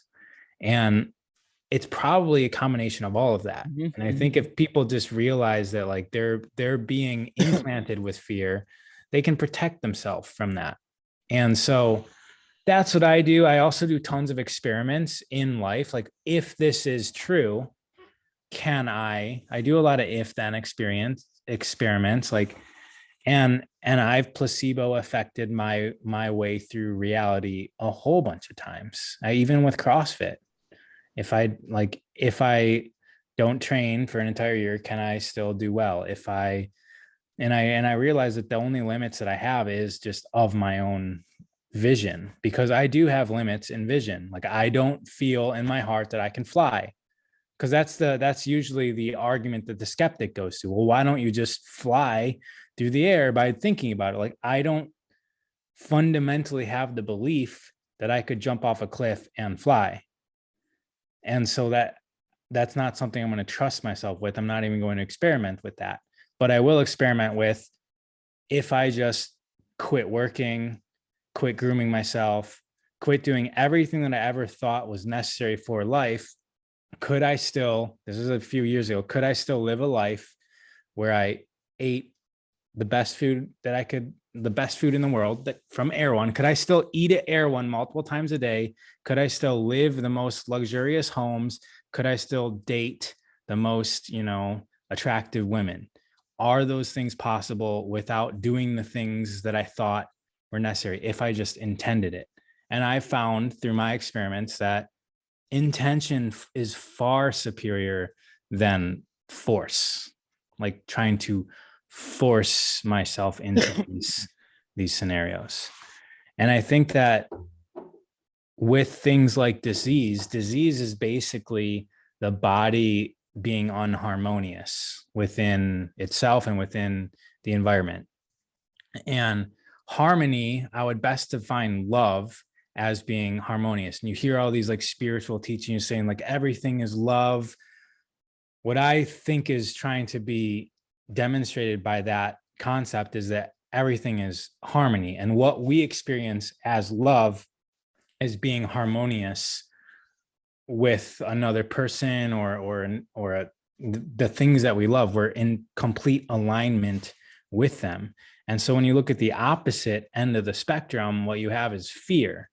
Like, fear is the exact opposite of harmony. It's like you don't like it, you want to run away. And so in order for your body to be in harmony, we need very, very little fear. Fear is pretty much the antithesis of health. It is the antithesis of joy, of love. It will cause problems. And so if we let fear invade us, then disease will happen. Like, it's just, that's a fundamental truth from my perspective. Yeah. And I think that's a note that I think even most doctors will admit that. where I talked to, I was talking with somebody close to me had cancer and was doing everything they could to, best doctors, the best nutritionists, the best everything that they could do spiritually, mentally. And one of the doctors said to them, you need to see yourself as a healthy person. And that's just like, this is coming from a doctor, and there was no science to this or any clinical evidence. It was, the doctor just said, you need to see yourself in your head as a healthy person. And, it's like, do I believe prayer works? Yeah, I actually believe prayer works because of the positive intentions and it's almost like, positive thinking. And so when people go, I used to get mad because I was so like anti-religion when people were like, I'll pray for you, or I was like, fuck your prayers. And now I'm like, yeah, thanks. Thank you. I appreciate it. Like, I love your intentions and I love your thoughts and I love your, reaching out to something bigger. And I think that's great. And I think, that there's power in it. Do I believe that like Jesus and God and the apostle? No, I think that's all horseshit. But I believe there's power in, like, I really do believe that, like, your intention and your creation and like a lot of the guys I know, and it's a lot of the Bobbies, and Hunter kept saying from day one, he's like, I'm never gonna get this. I'm too healthy. I work out all the time. And I was like, you're gonna get it. It's like, you're gonna get it for sure. And he was like, no, I won't get it. I was like, you will get it because you beat the shit out of your body to the point where you'll be vulnerable. And it's kind of what I did. I was very healthy and doing it. And then I was away and I didn't have any of my like vitamins in it, and I wasn't sleeping, and I just put myself in a very unhealthy state. And sure enough, it was like, boom, it got me. And it was like, if I'd focused more on my health, I don't think it would have gotten me. And I think you can like let your guard down. And I think a good portion of our global community has their guard completely down, like, because and so there's nothing to protect them from fear, right? That's the issue, if we can say there is an issue, is that everyone's vulnerable to the idea of a disease that could end their life. They also put their lives totally in the hands of doctors, where they believe that there's a pill for everything and the doctors can't solve. And I believe the medical community does amazing things, especially like trauma and stuff like that. It's incredible what they can do. But they always think, like, I've got buddies that have like, heart disease and high blood pressure and all this stuff. And I'm like, dude, you just need to change the way you're eating, living, and like, it'll change your life.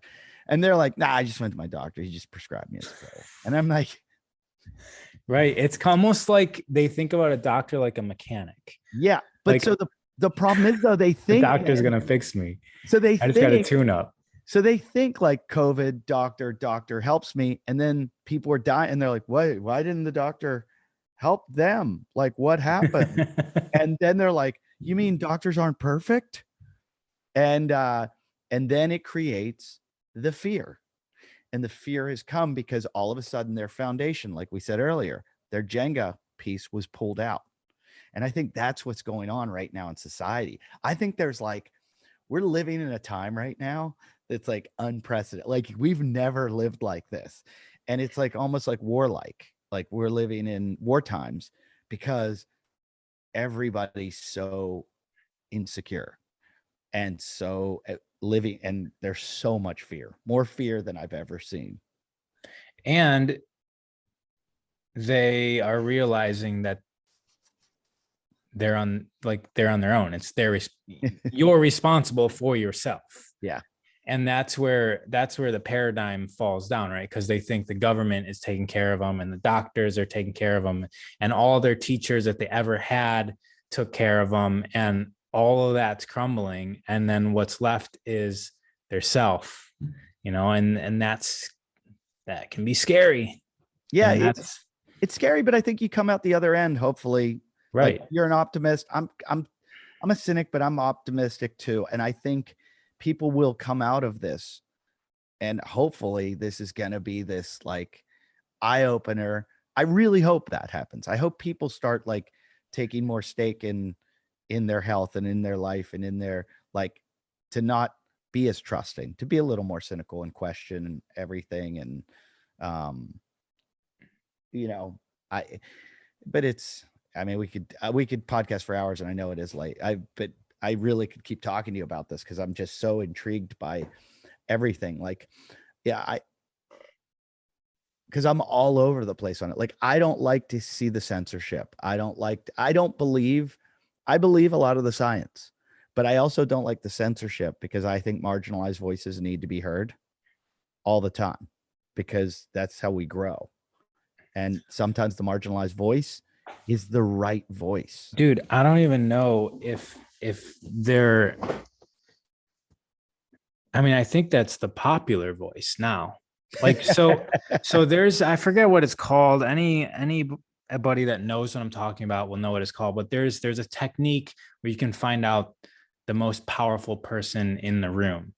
And you basically have to watch who's talking and who's listening. And the person who's talking the most generally feels like they're the most powerful person in the room, but they're absolutely not the most powerful person in the room.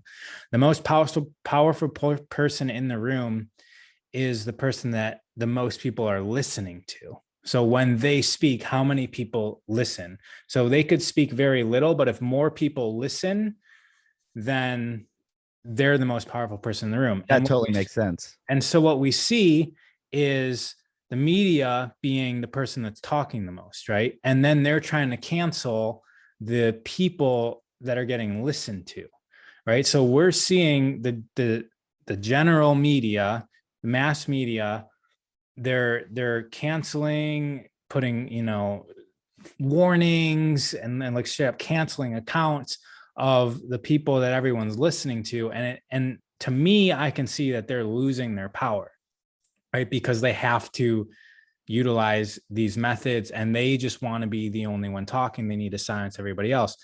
But that tells me that nobody's really listening to them.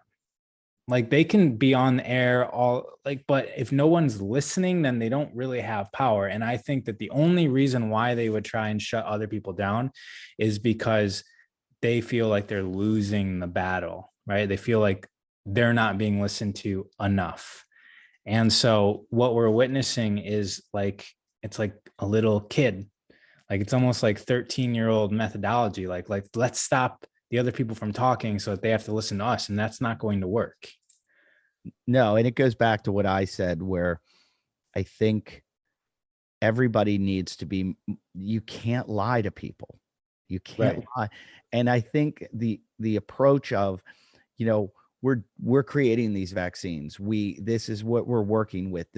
We're to the best of our knowledge to, we're hoping that we're finding this success. We haven't done this for long. This is experimental to some point. This is, you know, we're hoping we're getting, and yes, we're seeing side effects like this. And yeah. And if there was just, there's a couple guys, you might like these guys that I listen to, Vinay Prasad. He's a doctor, and he's, you know, it's weird. You'd think he's like this right-wing kind of zealot, and he's more of a progressive, and he's pro-vax, but he questions everything like boosters, and he questions like giving it to children. And he's because he's not taking a party line and he's all over the place, I trust him a lot more than anybody that follows any party line. Scares the shit out of me. Just to like, that's too cult like, and to not question anything, or to say, or to not be honest and say we're not sure, you know, like, or we think, or we're hoping, you know, these that scares the shit out of me. Either way, you know, whichever way they're going, we're absolutely sure this doesn't work, or blah, blah, blah, blah, blah. You know, like when the whole ivermectin argument was going on, I was like, you know, can you show us the studies? Can we talk about it? Can we debate it? Can we have a conversation instead of just shutting everyone down? Like let's discuss it instead of the shutting people down is what terrifies me. That scares the shit out of me. I'm like, why does nobody debate? Why do they all stay away from each other on their sides? Yeah, I mean, it's how we're brought up. We're brought up in schools where there's only one right answer. And then we're brought up where sports are idealized. So we've got teams that we stick by no matter what. And it's just what we know as a culture. And our culture really isn't vibrating at a level that is going to support our evolution as a species. And so it's almost like the whole foundation of society needs to be rewritten and re-expressed at a different frequency, like a different state of being. Because I don't understand how the government is separated. Like this whole Democrat Republican thing, I've never understood it. I don't even really know what the differences are. But like, how is that a sustainable form of government? I don't get it. Where you just have two sides arguing with each other. Like it just looks like a sport to me. It's gotten to that. It's really gotten to that. And I think it's become religion. I think as less and less people are religious, that is what they adhere to as their religion. And it's like you said, like a team, it's like nationalism. It's like soccer hooliganism almost. It's like what we saw on January 6th or the Black Lives Matter protest. A lot of that's like soccer hooliganism. It's like, that's their team. I heard Rogan saying the other day, he was saying how you could take the guy with the horns and the face paint that was there, and you could have sent him to like a Black Lives Matter protest, and he would have been jumping in on that side. It's like a personality type that was like, hey, this is my team and I'm going to fight for my team. Mm-hmm. I don't know what my team's about or what they're really for, but this is my team and I'm on this team. And everybody's on their teams. And it's like, that's why I'm a registered independent. And even that, I'm like, I don't like to be identified as anything because my beliefs are all over the place. And I never registered to vote. Yeah. Well, more and more now I'm feeling like that's the right thing to do. Like, It's like for all our sakes that we should all, but I did hear somebody talking about it, about like, it's our one way of like fighting complete autocracy. Cause if we don't, like if we still have a little, I mean, we do sort of still live in we have all these autocrats that are trying to take over and control us, and, the powers of the corporations and the powerful billionaires, but we still have a little bit of say by voting, like a little bit, like they still will use all their money to persuade our votes. And granted, they can usually control us with their money, but they still have to try to control us. Whereas if we all gave up and didn't vote, then they just completely do it their one guy's way. yeah, there's governments in the world that have basically quit making decisions. Like they're the governor. I think there was a city in Brazil that did this, where they basically made no decisions and just left it up to the people. Mm-hmm. Like, here's the budget, you guys figure out what to do with it. And everything changes for the better. I don't know if that's a long-term solution, but it seems like when you give people responsibility, they care more, and money goes where it's supposed to go. People at the town meetings are begin to get a thing. People actually have pride in their streets and their neighborhood, and everything turns around. So I wouldn't say it's just our government's fault. All of us also don't want the responsibility of making the decisions. No, right? Like, last thing I want. That's how we started this whole thing out with, like, I don't want to fight. Well, I also, if I'm being honest, don't really feel like ruling the entire country. No. I don't want to do that. So I don't even like ruling my house. So like, how much of a problem can I really have? And that's why I don't have a problem with the elites taking, doing their control mechanisms. that's the best that they know how to control us. Isn't that so fucking weird that they want that control, that they want to rule, that they want to, like, maybe as a young kid, I enjoyed that or wanted that a little bit because of out of insecurity. But as I get older and probably the more secure I get, so I look at people like that, people that want to be a CEO, people that want to be a governor or a senator or have control, party official. And it's like, are you that insecure? Like that you demand that power? I mean, you look at some of these politicians and it's just so obvious they're just like bleeding insecurity. And you're like, oh, it's just so disgusting. And we're all looking at them like you said, you're not the most powerful person in the room. You're the person that's trying to show your power, but nobody wants to fucking listen to you. And yet, because you push so hard, you get there. And then you make these rules, and you probably weren't the best. I think it was, I remember I said I learned two things at school. I learned, I think it was Plato's Republic I read. And Plato said that the best politician is a reluctant politician, like the one who doesn't want to do the job. Right. It's like everybody made him, Yeah. right? Like he was the captain of something and they're like, no, you're going to rule us. Yeah. Not the guy who's like, I want to be president. That's the last person we want to be the president. The guy who wants to be it. Right. It's probably like if we just like went down the street and found a guy, we're like, you, the guy that's just whistling, walking around the fountain. Well, that's where I was saying, like, if the government quit making decisions, said, you guys take care of yourself, we would find the person. Yeah. Every single one of us in every town, like we would find the company or the group of people that we would all trust. And we would, just out of knowing them. And that's who we would give our power to, but that's not how it is. No, because the system requires a psychopathic egomaniac. Like it's built for that.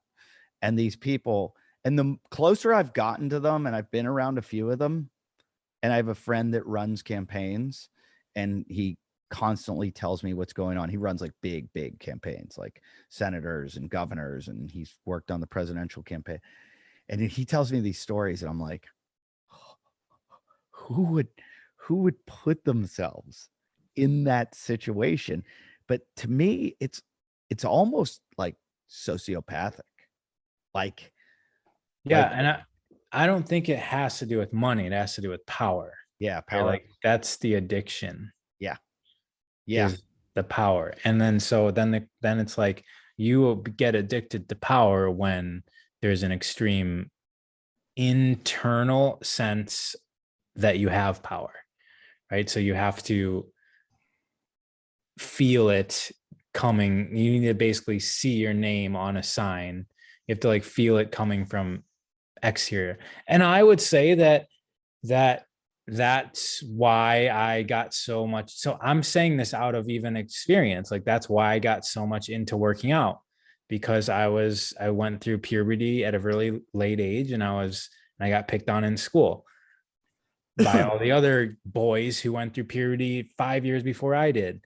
And so then there became this, like, I need to get bigger, faster, stronger. I need to get on top of a podium so that I'm the fittest person out of the 200 other guys here. And it was like, feed me. And then you get to the end and you're just like, all right, I've had enough of that. But what you're saying is like, these people keep on going for their entire life. Yeah. And that's, I mean, it's the same thing that you talked about. And I see this with a lot of things. It's the same thing with comedy. Like what drove me to be a comedian at a young age was I want to be famous. I want to be in front of people. I want people to give me accolades. I want girls to, be attracted to me. And it was all of those things. And it was, I had a little bit of ability. I knew how to make people laugh. I enjoyed making people happy. But that was the smaller part of it, where the bigger part was all ego. And as I got older, it was competitive and alphaing and look at this guy and what he's doing. And I want to be bigger and better than him and make more money and sell more tickets. And then as I had children and I kind of went through this metamorphosis, it was, I don't want anything except to just raise my kids well and provide for them. So it was, I just want to do my job and do it the best I can do it and make people happy and hopefully get rewarded for it so that I can, so the ego just got drilled out of it. And what I wonder about all these other guys, it never leaves. Like, what's wrong with them? Don't they grow as humans where they get through that? Like, I feel great that I've gotten rid of that. Not all of it, it's still there every once in a while. You're like, oh, I want to be that, or I want to get that. But I love getting rid of it. My buddy Arj, he did a show called Me Ego No Amigo. And he's always like working on stuff like that. And the more I get rid of my ego, the happier I am, like really, truly happy. So I look at these people that are super successful or super powerful, and I'm like, you must be so unhappy. You must be so insecure. And, like the Ted Cruzes of the world that just say shit to piss people off to get, and I'm picking a Republican, but again, I don't, for people out there like, oh, that's my team. It could be Chuck Schumer, whoever, Nancy Pelosi, whoever, on which either side, that they say controversial, inflammatory stuff to just get more notoriety, to get bigger, to get more control, to more talking points.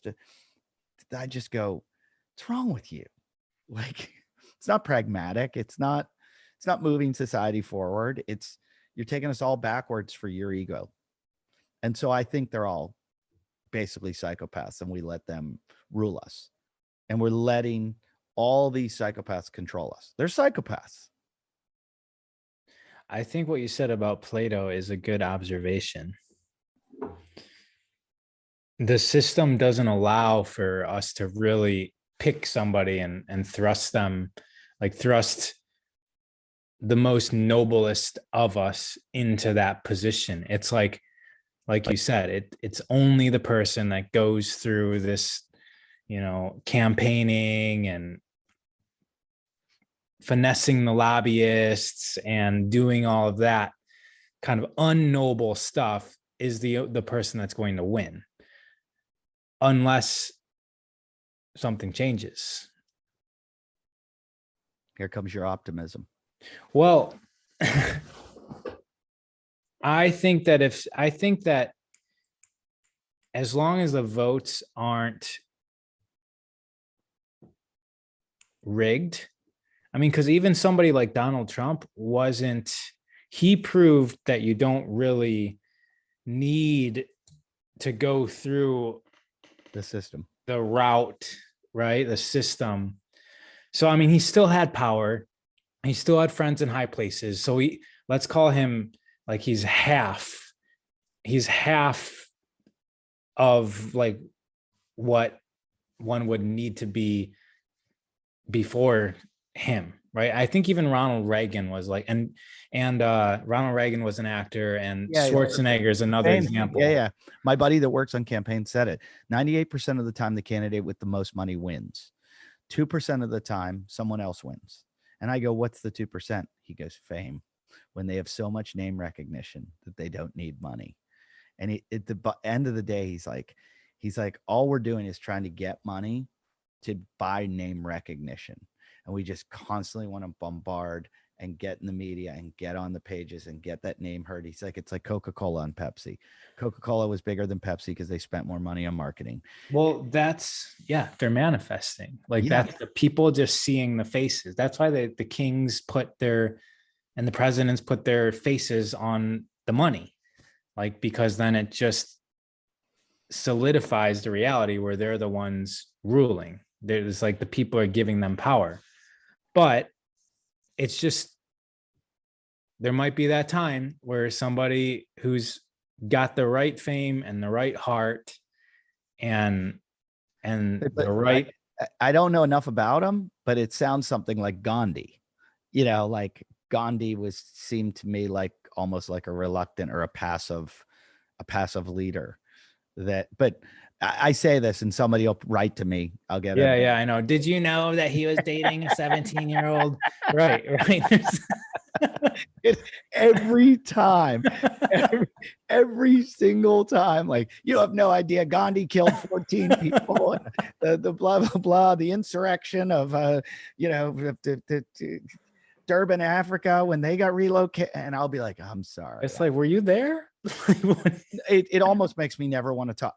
So really basically what I do on podcasts now is I talk, I put it out, and then I go away from it. So like the criticism that you're not getting me, I don't let you in because I talk a lot of shit. I bullshit a lot. I don't have the facts on everything. I'm wrong a lot. And I don't want to hear your criticism. I should have, you know, I'm sorry to interrupt. I did sports radio like 20 years ago, and that's all people do. They just want to argue, and it's all subjective. It's like, this guy should have played better. And I realized, and they're like, you don't know what the fuck you're talking about. And it was like, nobody really knows. And we're also talking about a game where a bunch of guys run up and down a wood floor and take a little ball and throw it through a net. And you are so angry about it, right? And I was like, right. I just saw something along this line on TikTok. It was a video of Kanye, and like Kanye or not, what he said is relevant to this conversation. He said that his grandma told him that if he's worried about everything that he's going to say, if he's looking at everything like a test, right? If you're worried about what people are going to think about you on what you say, then that means that everything that comes out of your mouth, every time that you speak, you're looking at it as a test. Do I say the right thing or the wrong thing? And he said, when you look at your life, when is the most anxious times of your life? It's the times, when you're taking a test. And so if you're worried about what other people are going to say about you, or if what you're saying is correct or politically correct or whatever, then you're constantly taking a test in every moment of your existence. And that's really no way to live. I'm adding a little bit onto this, but, and so he was just basically saying like, that's why I don't care. yeah. Like I just do and say what I want. Yeah. And I'm not trying to be perfect. I'm not trying to take a test every single day of my life. Yeah. And that's why I had to shut up. I hired people to do my social media because I couldn't look. I couldn't handle the criticism. I couldn't like post something, and every time I'm about to put it up, go, well, what are they going to say about this? Or what are they? So now I just let them do it. And then whatever comes, I'm like, I don't want to know what you all think. I went through that a little bit with the downtown LA gym owner abuses homeless people. Oh, yeah. Wow. That was, I can only imagine the amount of shit for that. It was literally like anytime my name come up anywhere, and like in person or on social media, there's like haters galore for years. 5 till I changed my name, basically. Yeah.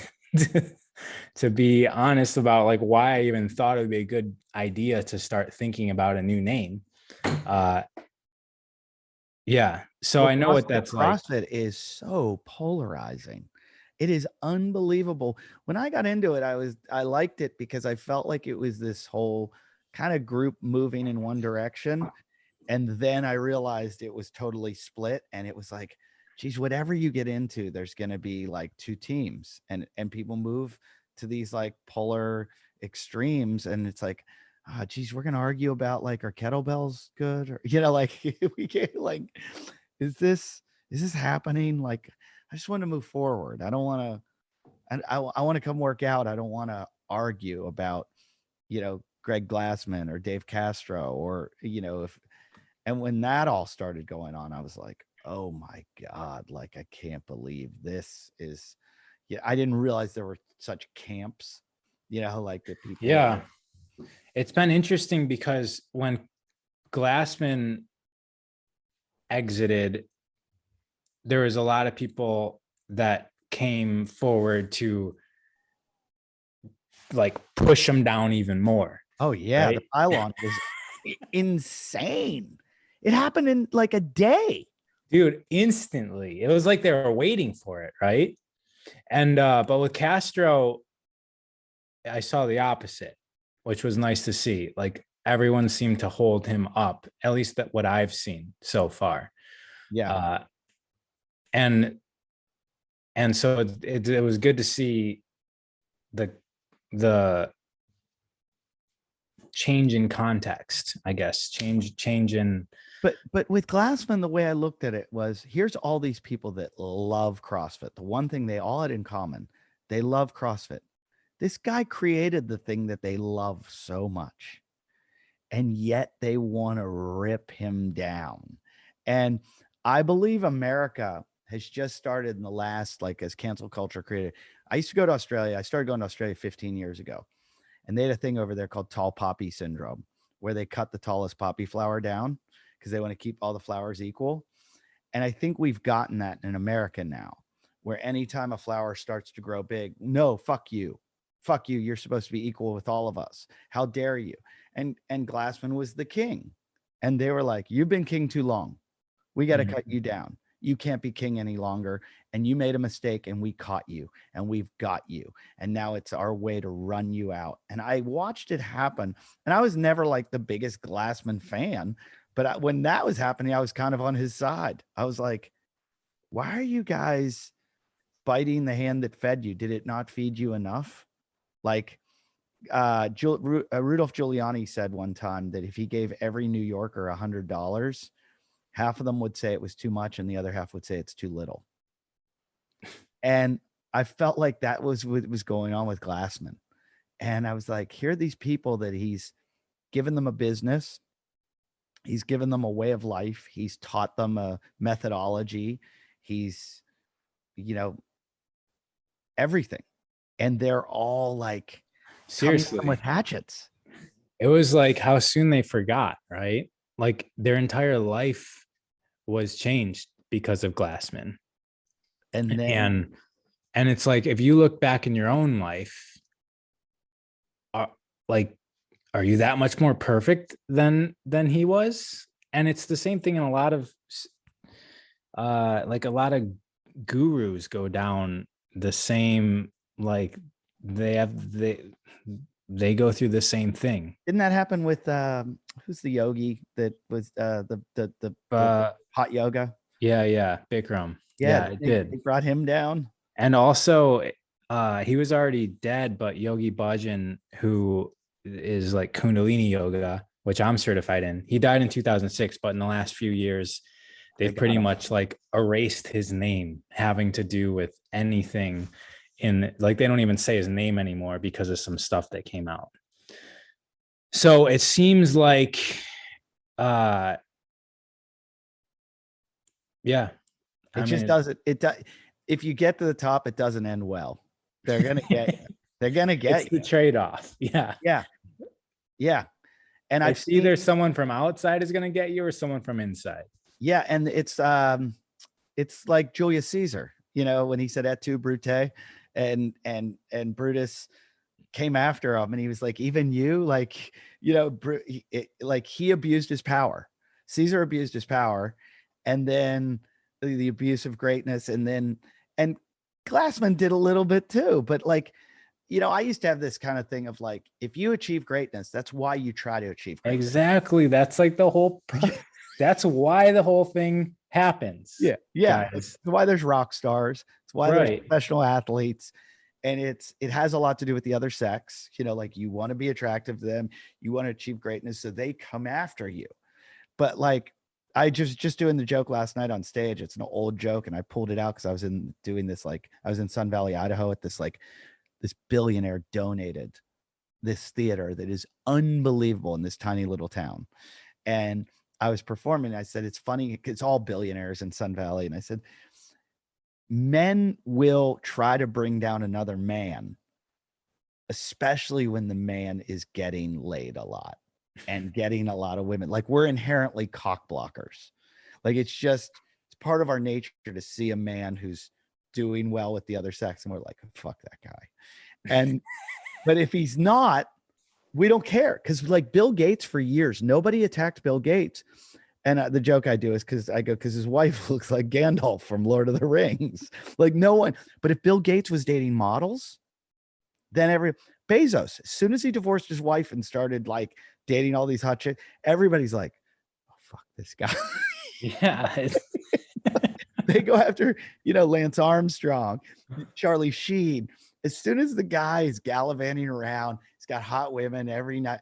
guys are like, no, no, no Yeah, longer. it makes sense. It's an evolutionary trait. Like it doesn't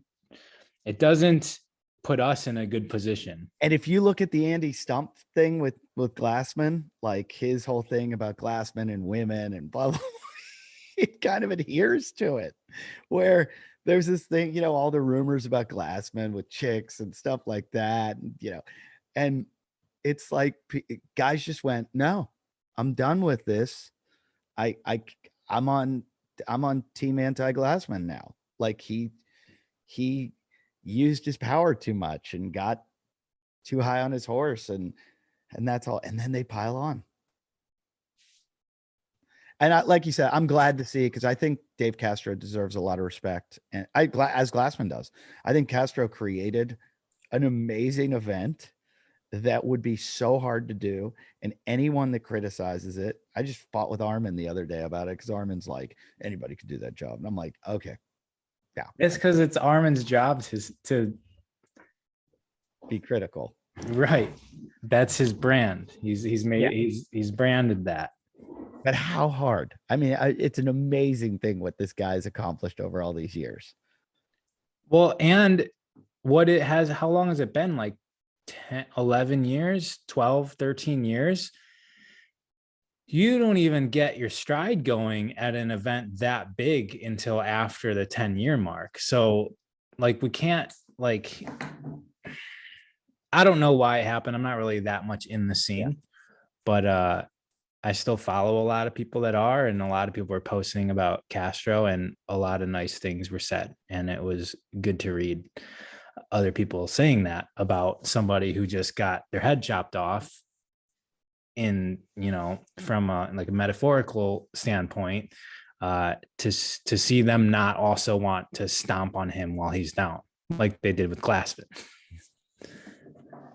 That day, the day that Glassman, I just couldn't believe it. Was like, do you ever watch the old Frankenstein movie when they're like running through town with the torches?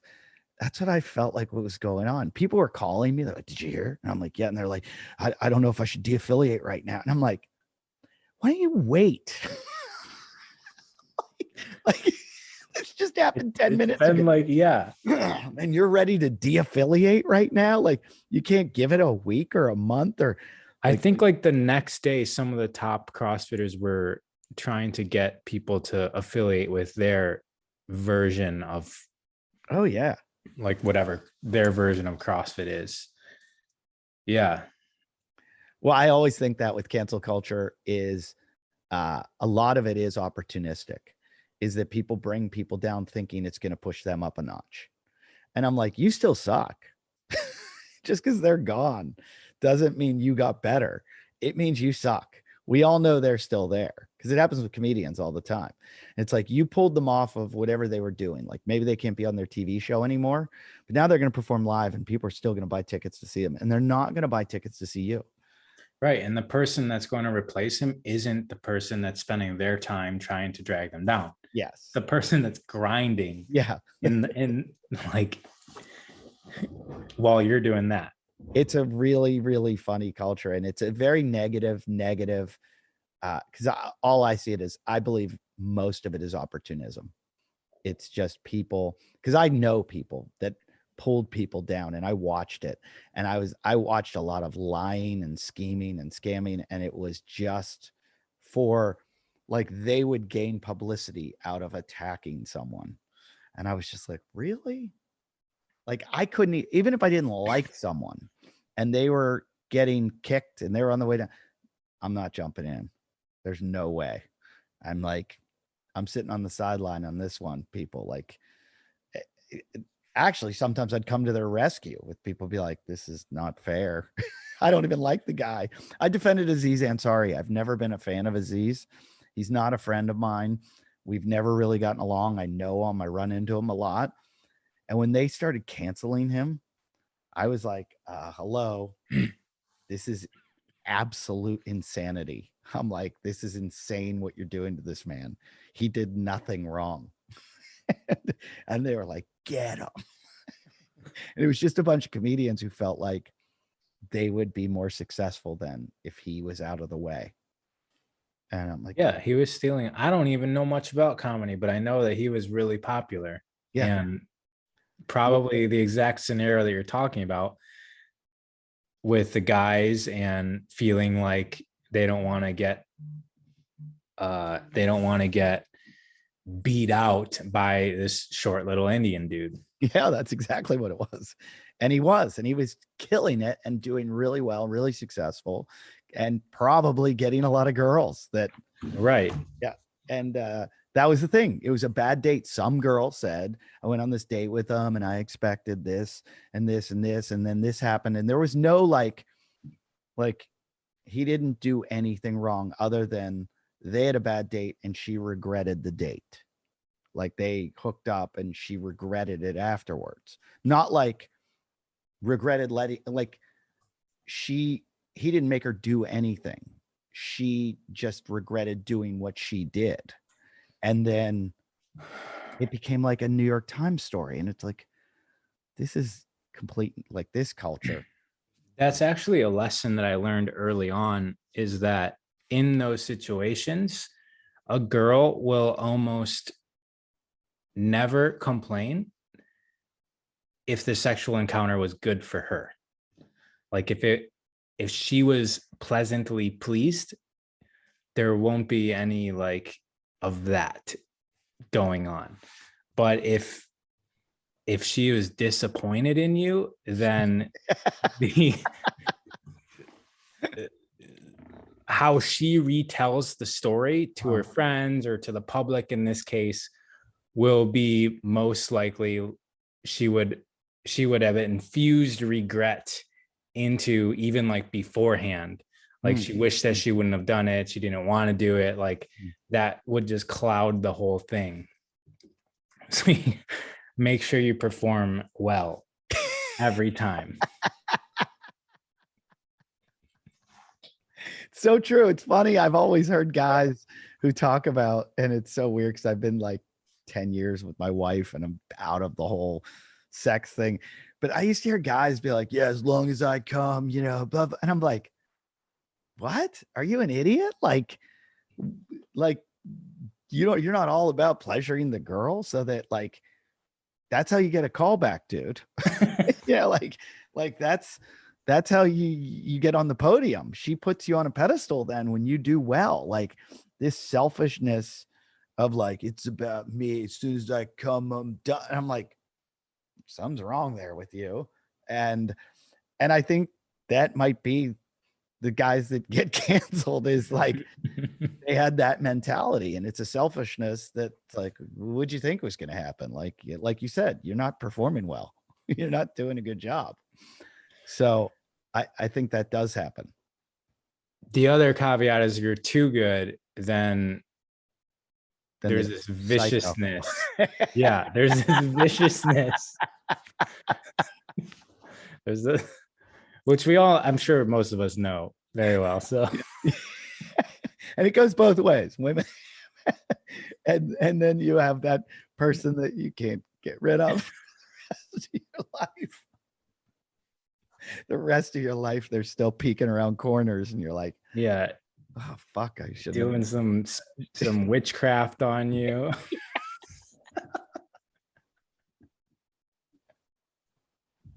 You get punched in the face in the middle of a bar for no reason. Yep. Yeah, I've been there. And so what do? You get married and just have to deal with it for the rest of your life. Speaking of which, when are you getting married? Soon. Really? Yeah. Once the dog bite heals. Yeah. I mean, there's really nothing. There's nothing holding us back. Just want to do the right ceremony and everything. Yeah. It's fun. But, yeah. We got married down there where you are. And it was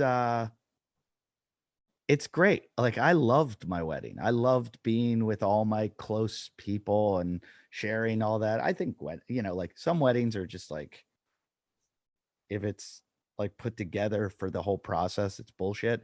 But like just being around all the people you care about so much and like sharing your love and everything. It's the greatest thing in the whole world. It's awesome. Yeah.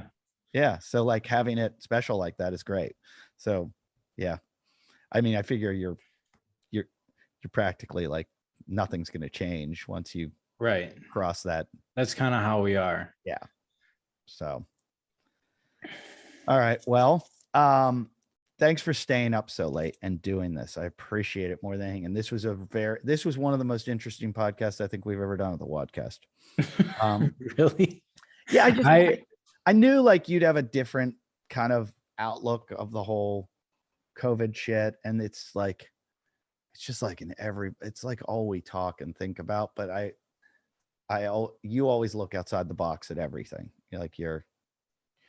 It's almost like a comedian does it. They always say a comedian looks at something and they like, you give it to them and they look here.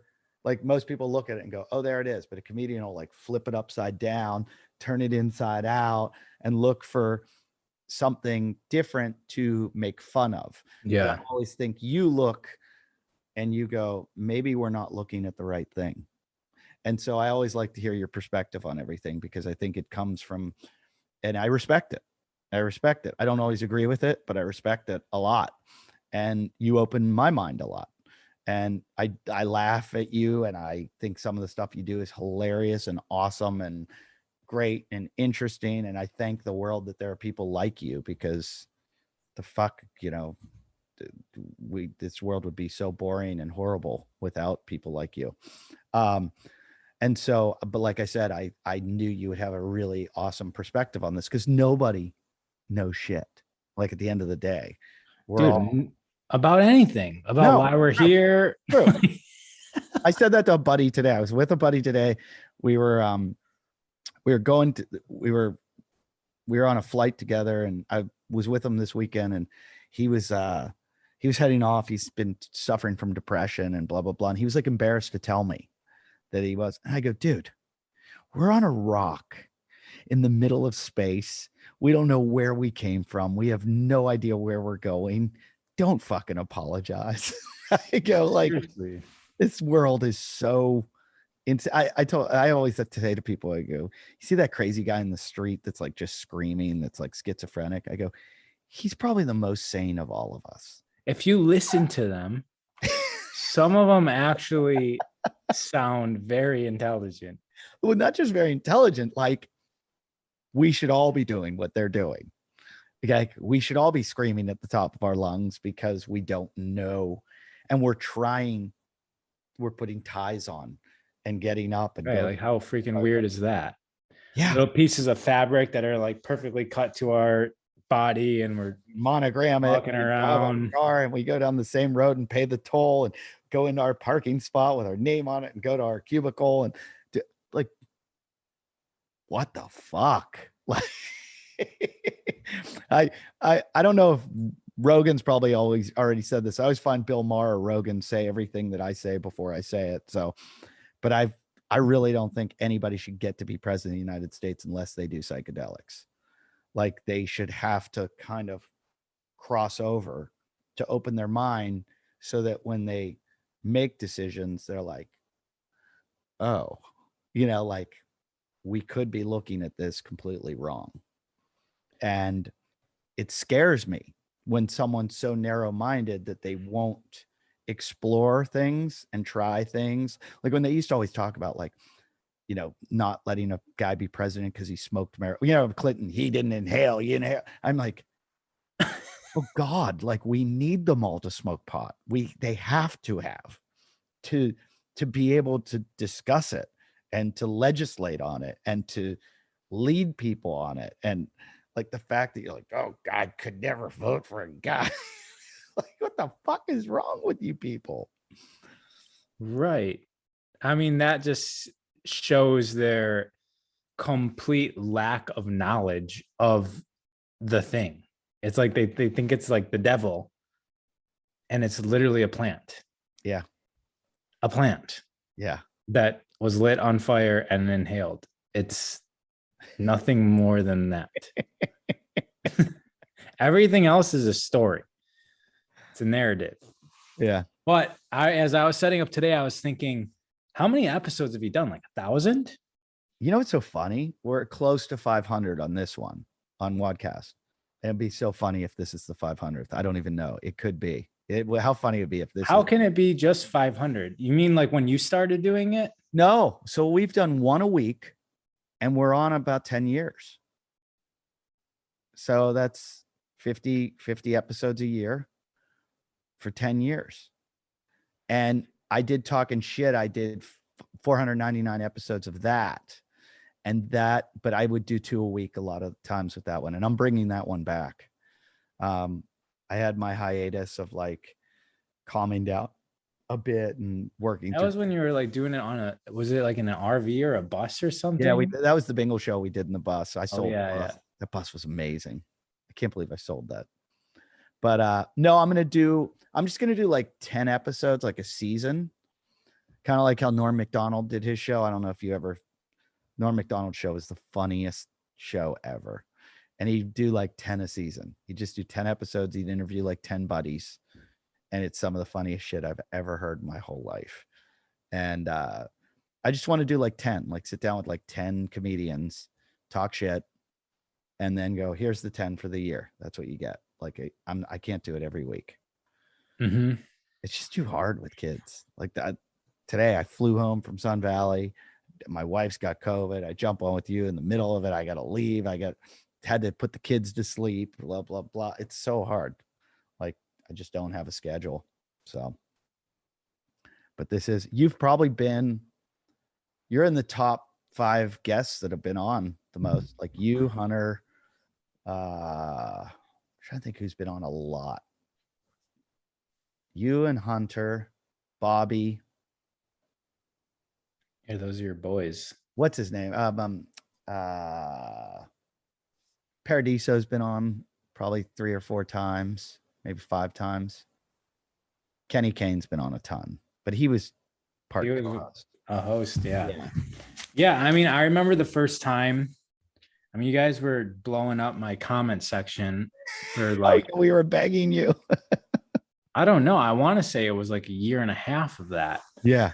But I don't think you'd ever done a podcast before that. No, it was my first. The WODcast podcast was my first podcast, and I've done like 50 so far. And I'm thinking about doing my own. But you should. I remember I didn't know who you were, right? Like I knew Armin, and I also knew Scott. But then, and I also didn't listen to the show because I don't really consume stuff like this, and I didn't know who you were. And there was a little bit about me that thought, because you were a comedian and all my wild and crazy stuff, I thought that you were going to be the person in the show that was going to be more challenging, like challenging me by making fun of me. But you weren't. You're actually like very, very supportive. So I was actually kind of surprised by that. Do you know I met you a couple times that you won't remember? Okay, well, I met you twice, and before you came on the show, I didn't really meet you. You were working out at Paradiso once, and I just walk into the gym, and it's back in the day when I was considered like a decent athlete there. You know, like that's how bad how in the beginning stage.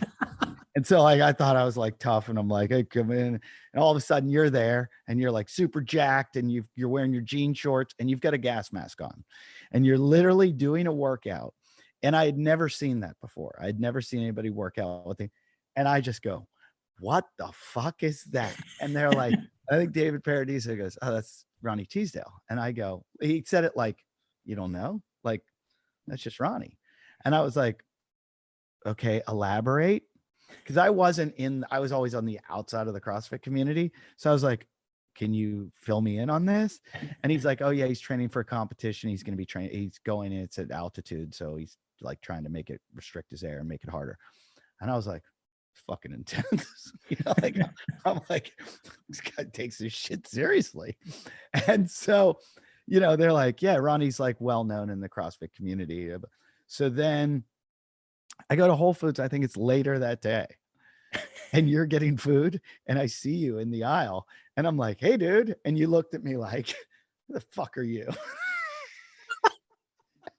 And I was like, oh, not very friendly. And so I just like walked away. I was like, wow, I thought that was going to go better.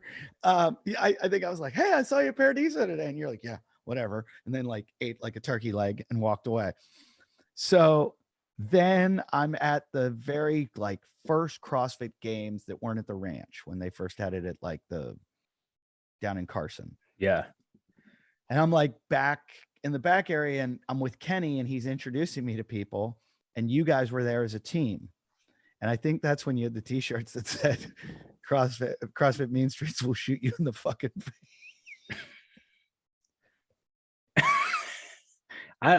Back to there's no rules in reality. Like I was definitely experimenting with what was possible. But see, I found that absolutely amazing. Like to me, that's like great. It's like it's better than CrossFit, 818 or whatever you're gonna call it. It's like hilarious. So I'm like, oh, this is awesome. And they're like, hey, Ronnie, this is Eddie. And I go, hey, how's it going? And you go something like, how's it going? You go, it's going fucking great. And I think you were dating Andre at the time. And you go, I think you like pointed at her and you said something like, I'm dating her. Like, how do you think it's going? And you walked away and I'm like, I love that guy. That guy's, I mean, it's the same way I fell in love with Hunter. The guy told me, Hunter came on our show and I kind of thought he was an asshole the first time he came on and I just didn't want anything to do with him. And then this guy told me this story that made the movies about all the Tough Mudders. He made a documentary about it. He's like, I fell in love with Hunter. He goes, and I had to make the movie about him, the Sufferfest, the rise of the Sufferfest. And he goes, I watch this guy and he goes like under this barbed wire and everything. And he like comes out way ahead of the other guys. He goes, and then he turns around, runs back to the guys behind him and goes, suck it. And runs away. Or he goes, suck it, pussies. And runs away. And he goes right there. I was like, oh, I found the guy I'm going to make the movie about. And it's like that, what a colorful character. And I just thought that was so funny that Hunter like had a lead on these guys, but turned around to run back to taunt them and then run away from them. And we talk about it. We're like, Hunter was that kid when you were young that would like throw a rock at you and then run away. And you're like, I'm going to fucking kill this guy. But yet later in your life, you're looking at him and you're going, that guy's kind of funny. And so I've always found you and Hunter and Bobby and just these characters, it's like makes life more flavorful. It's like, thank God for people like you. Good Lord. Can you imagine how boring it would be if you guys didn't exist? It's fun being me. I'll tell you that much. Well, I think everybody can learn a lot from you and I appreciate it. What are you working on that I can send them your way? Is there anything? Well, it's just, Instagram at raw. RA, that's how you spell that. RA_of_earth. It's my main channel. Everything gets filtered through there. Okay, cool. That's the best way to do it. Is just have one place. Yeah. Find you there, do a link tree or something from there. Well, hey, I can't thank you enough for doing this. And it turned out to even be better than I thought. So it was very enjoyable talking to you. I miss talking to you more often. So maybe I'll contact you next time I come down to Surf Salt Creek. Yeah, it's right by me. It's one of my favorite waves in the world. I used to surf it all the time. So there's a really good restaurant right down past there too. It's the place. I had my rehearsal dinner there for my wedding. Some little guy has a little house that he cooks in. I think it's called the San Ramos house in what's the town past Dana Point? One town down. San Clemente? No, before it's a not San Capistrano. Capistrano. Yeah. San Juan Capistrano. There's a restaurant there. Guy cooks all organic food in his house, and the patio is the restaurant, and the food is so good. It might be my favorite restaurant in all of California. And But did you say the name of it? I believe it's called the San Ramos House. It is so good. Cool. Yeah, so check it out. And glad to see your nose is healing. Yeah, for sure. All right, cool. Have a good night. Good luck with things in the house. Yeah, thank you. I appreciate it.